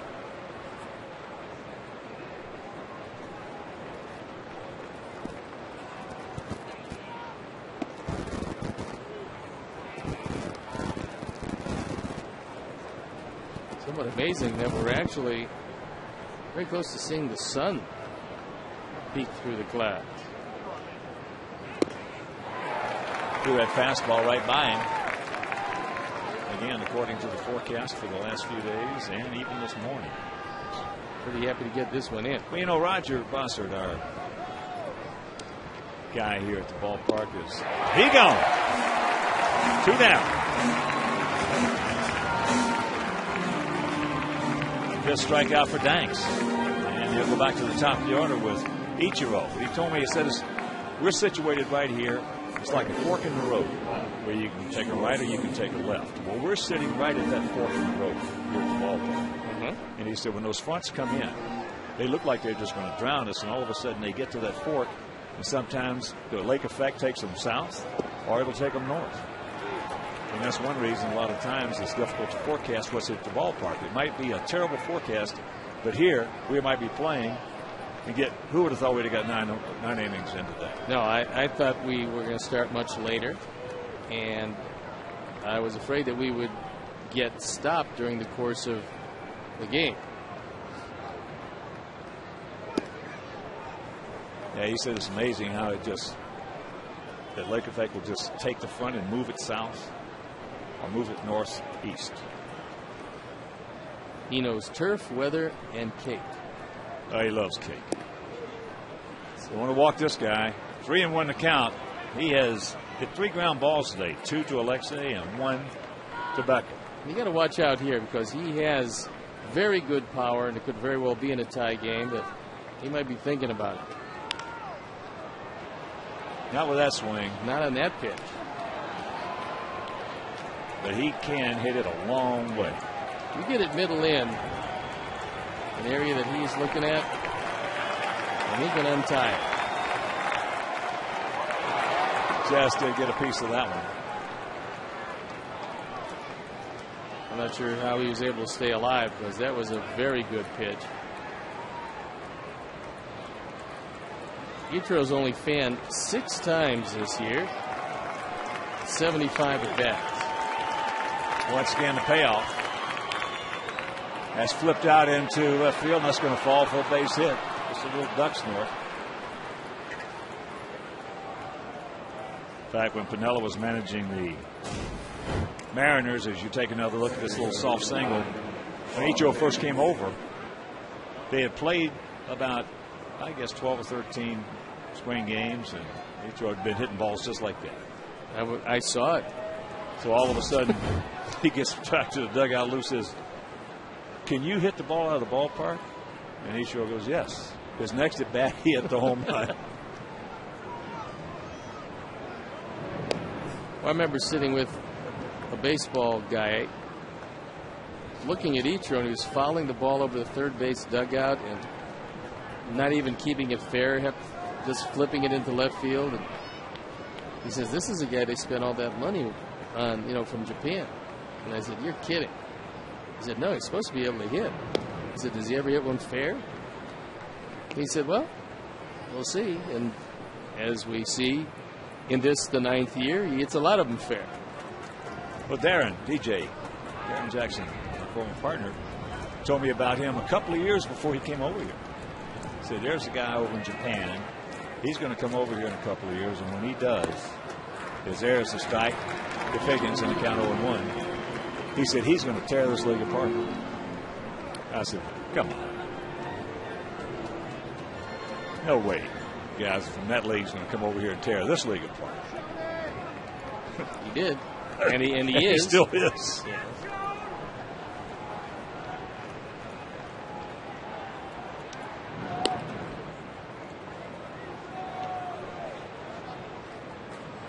Two 6-0 for them, 2-4-0 for us.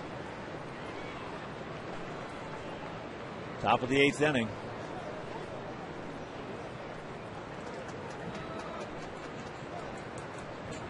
Off day tomorrow, Dennis. Tomorrow evening, off to Texas. We're going to run Burley, Peavy, and Floyd out there against the Wranglers. Quick pitch. And a count 0-2. And they're going to run Wilson, Harden, and Feldman out there. And all those games are going to be on Comcast Sportsnet. Tomorrow's will be on Comcast Sportsnet Plus.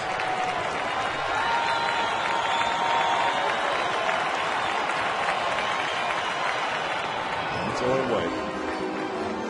Well, Wilson has made the transition to the starting rotation pretty nicely. That was a guy that at times they used to close and at times they used to set up.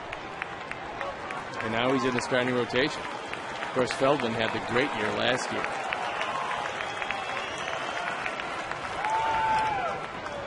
And there's another little soft single just over the head of Beckham. So 2 duck snorts right here. One by Ichiro and one by Figgins. Nothing you can do there. Enjoy your day at U.S. Cellular Field with family and friends. Tickets for the Chicago White Sox 2010 season are now on sale. For tickets, visit whitesox.com or call 866-SOX-GAME. And Ozzie out of the dugout. Well, Peña's been loosened. And you got a very tough hitter in Gutierrez who homered in the 4th inning out there. And I think he'll give Johnny the option right here. You want to try to get this man?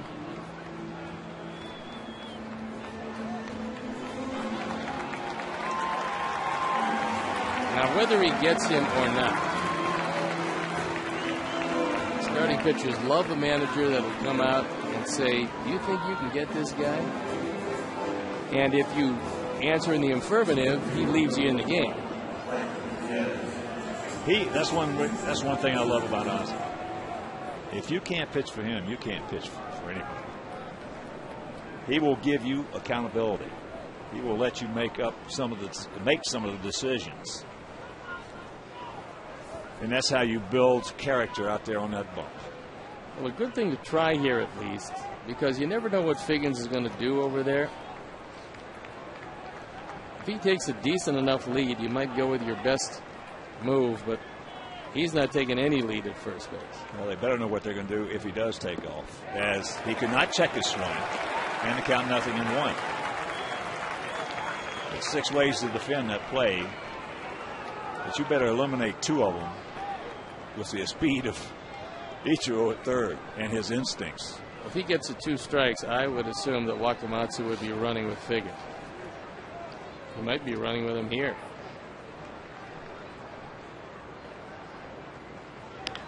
Chops that one foul. Now the count 0-2. This is when a manager will try to steal sometimes. And in this case, what could be the ball game. Johnny Dang's got a change up in the 4th inning, and it left the yard. Now Figgins talking to Lee Tinsley, first base coach.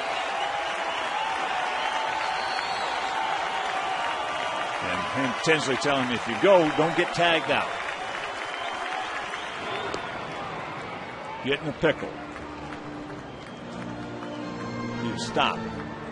Boy, I can't think of a better man to have at third base in a situation like this than Ichiro Suzuki. I wouldn't think AJ would throw through. He can't.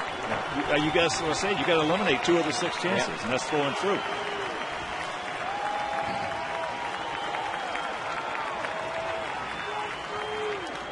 Pops him up, and Dax is going to get him. Alex is there. Yes. They'll go to the bottom of the 8th, still tied at 2.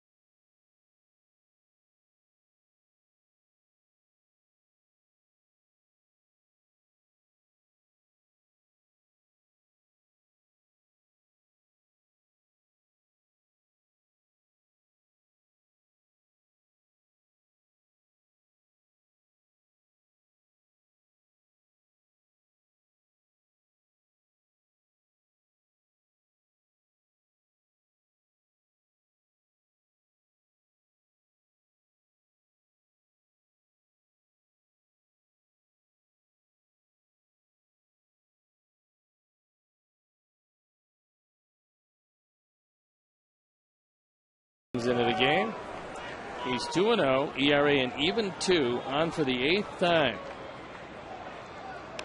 High into left field. He just missed it. Got in on him just enough so Andrew Jones, and he knows how close he was to taking that one right on out of here. Well, it was the late movement that kept it in the park. Our AT&T U-verse replay is Andrew Jones, who looks at it and knows he didn't get it.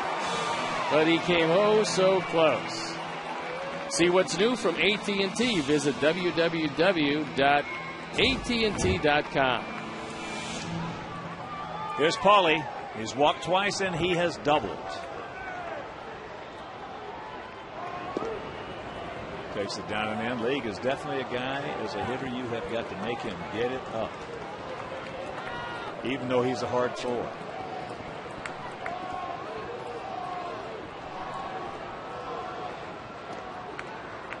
That evens the count at 1.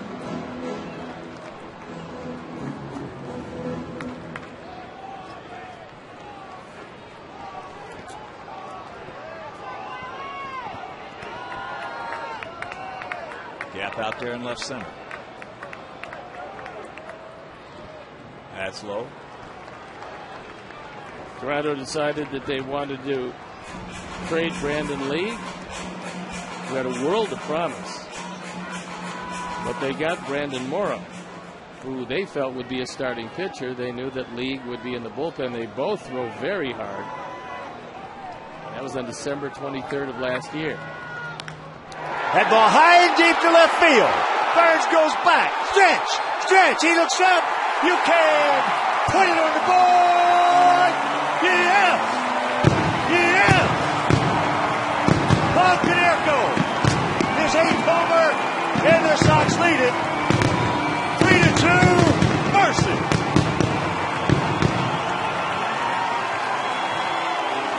He made him get it up. Go, Pony. And he hit number 8, drove in number 14, got the team lead in that department, and another late home run.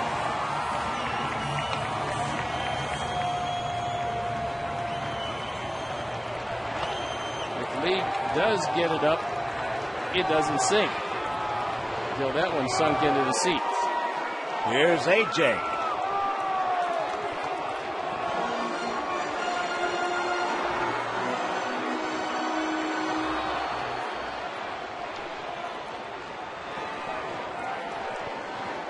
He's 0 for 3. He's due. It's our 4th drive of the game. And League does get it up, and for him, up is waist high. Quick hands and gone. That ball hit hard. Nice play by Kochman. High peg, but still. League's able to get it and step on the bag. 2 down.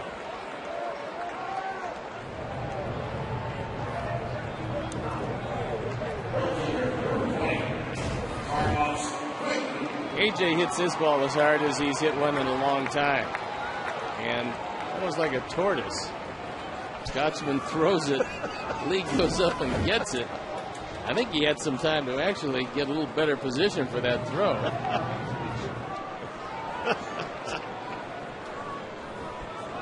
Here's Carlos. AJ was not happy. Big hack. Carlos, 3 ground balls today. One of them, though, coming back in the 6th that knocked in Andrew Jones. And they had the infield playing back.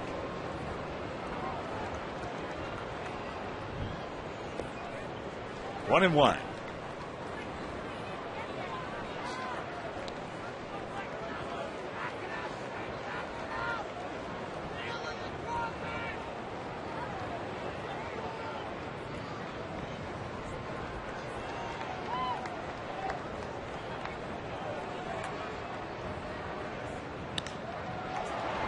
And that's ground ball to Figgins. But the home run by Paul Konerko is 8th of the season. We'll go to the 9th. It'll be Lopez, Sweeney, and Kochman, the schedule hitters. Sox lead at 3-2.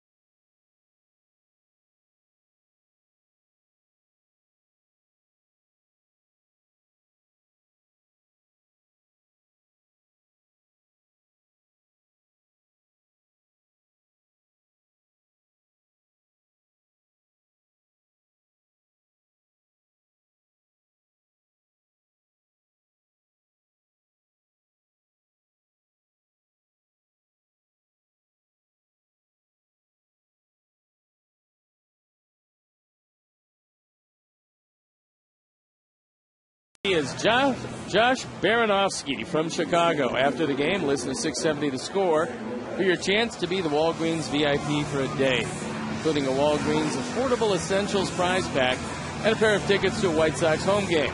Brought to you by Walgreens, the pharmacy America trusts. Bobby Jenks in relief of Johnny Danks. Bobby on for the 8th time, 3 for 3 in save opportunities. And he's got to go right through the heart of the Mariner order.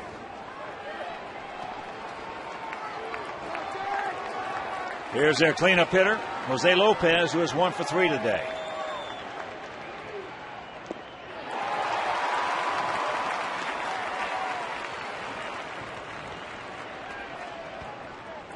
Lopez is single. That was a little duck snort.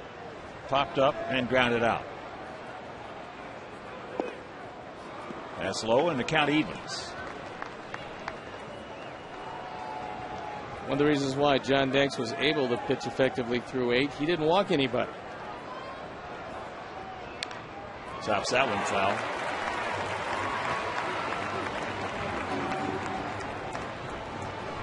Well, Johnny Danks has just been awesome. That's the only word. Awesome. Curveball. Got to get it over there. All right, 1 down.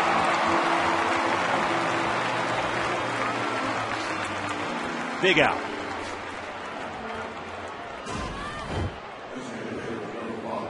That curveball had late break to it. It was over the middle of the plate, but had a lot of spin, and he throws Lopez out easily at first. So here is Sweeney. He's 1 for 3. Had a second inning single between third and short. Big rip by Mike Sweeney.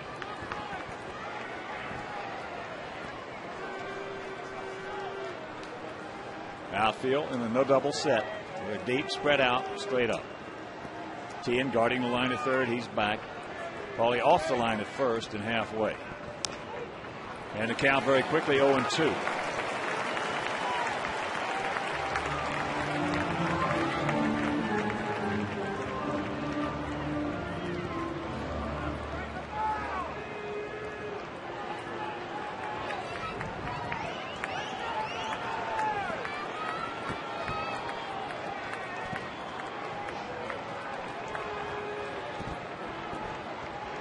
Bobby from the windup. Big kick. And that is out of play right side. That fastball at 95.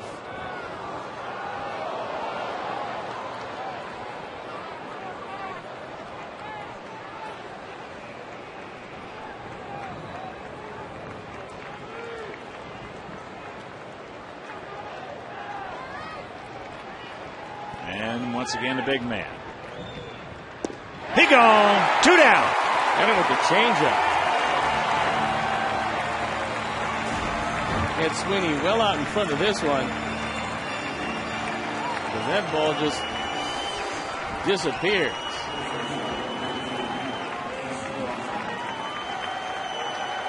There's a dangerous man. Casey Kotchman. He is 1 for 3, a triple and a run scored. And that's a base hit. Pierre gets over, cuts it off, and he'll get it back in. Kotchman's going to give it a go, and he's there. Well, good hustle, and Kotchman knows, they go over to pregame meetings, if you get a chance to run on Juan Pierre, you're going to do that. He had the play right in front of him. By the time Juan could get to this ball, he was deep into left center field. And the throw is off the mark. And Kotchman is in ahead of the tag.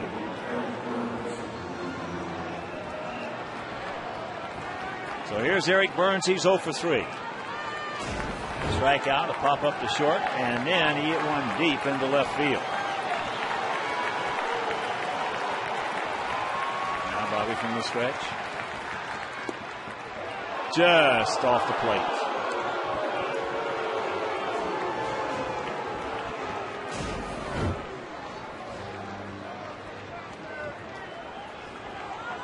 Good call by Gary Cedarstrom.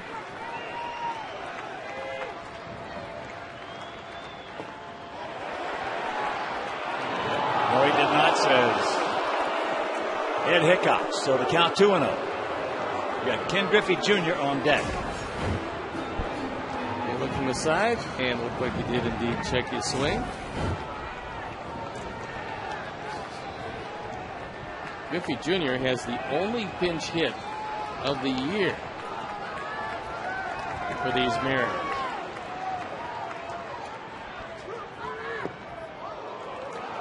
And the count 3-0.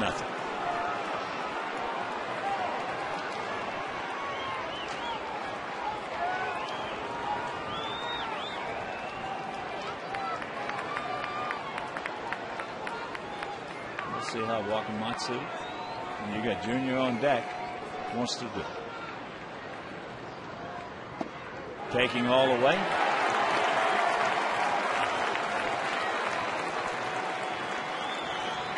Some guys may have given in that situation Vern the green light because you know you're going to get a cookie with Junior on deck. With no home runs and no runs batted in, that would be an interesting call. It would be. It would be.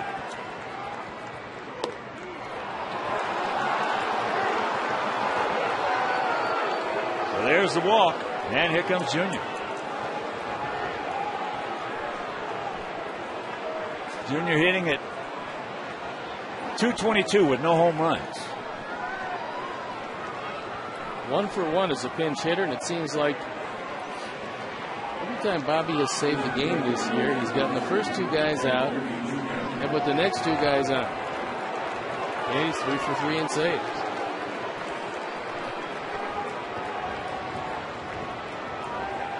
And here comes. Well, he's got Thornton in the pen. Yep.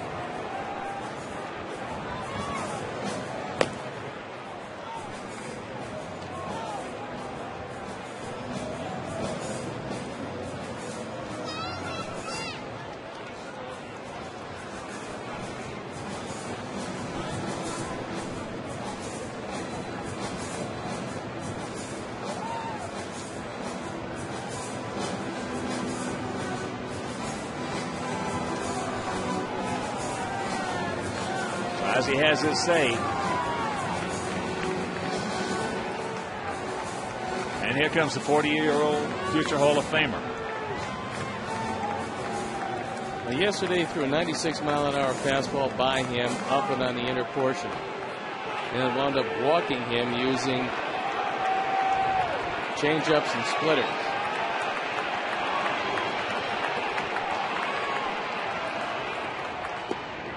First pitch strike, that is 94. It's not where he wanted it. A.J. wanted it up and in, and that ball was waist high on the outside part of the plate. Almost wheelhouse. Yeah. We're fortunate to get away with that last one.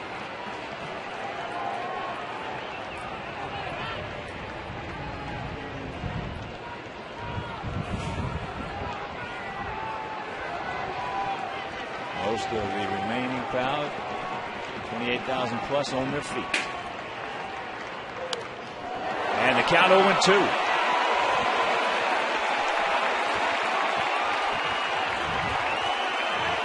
You can throw it right underneath his hands, give it a couple of shots right there, you probably get it. Oh, you will get it if it's high enough.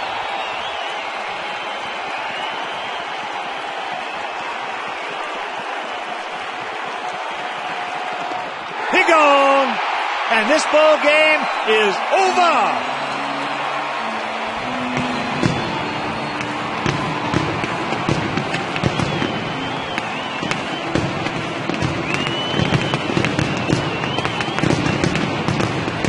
Pretty sure Ozzie told him no changeups, no splitters, no curveballs, high fastballs.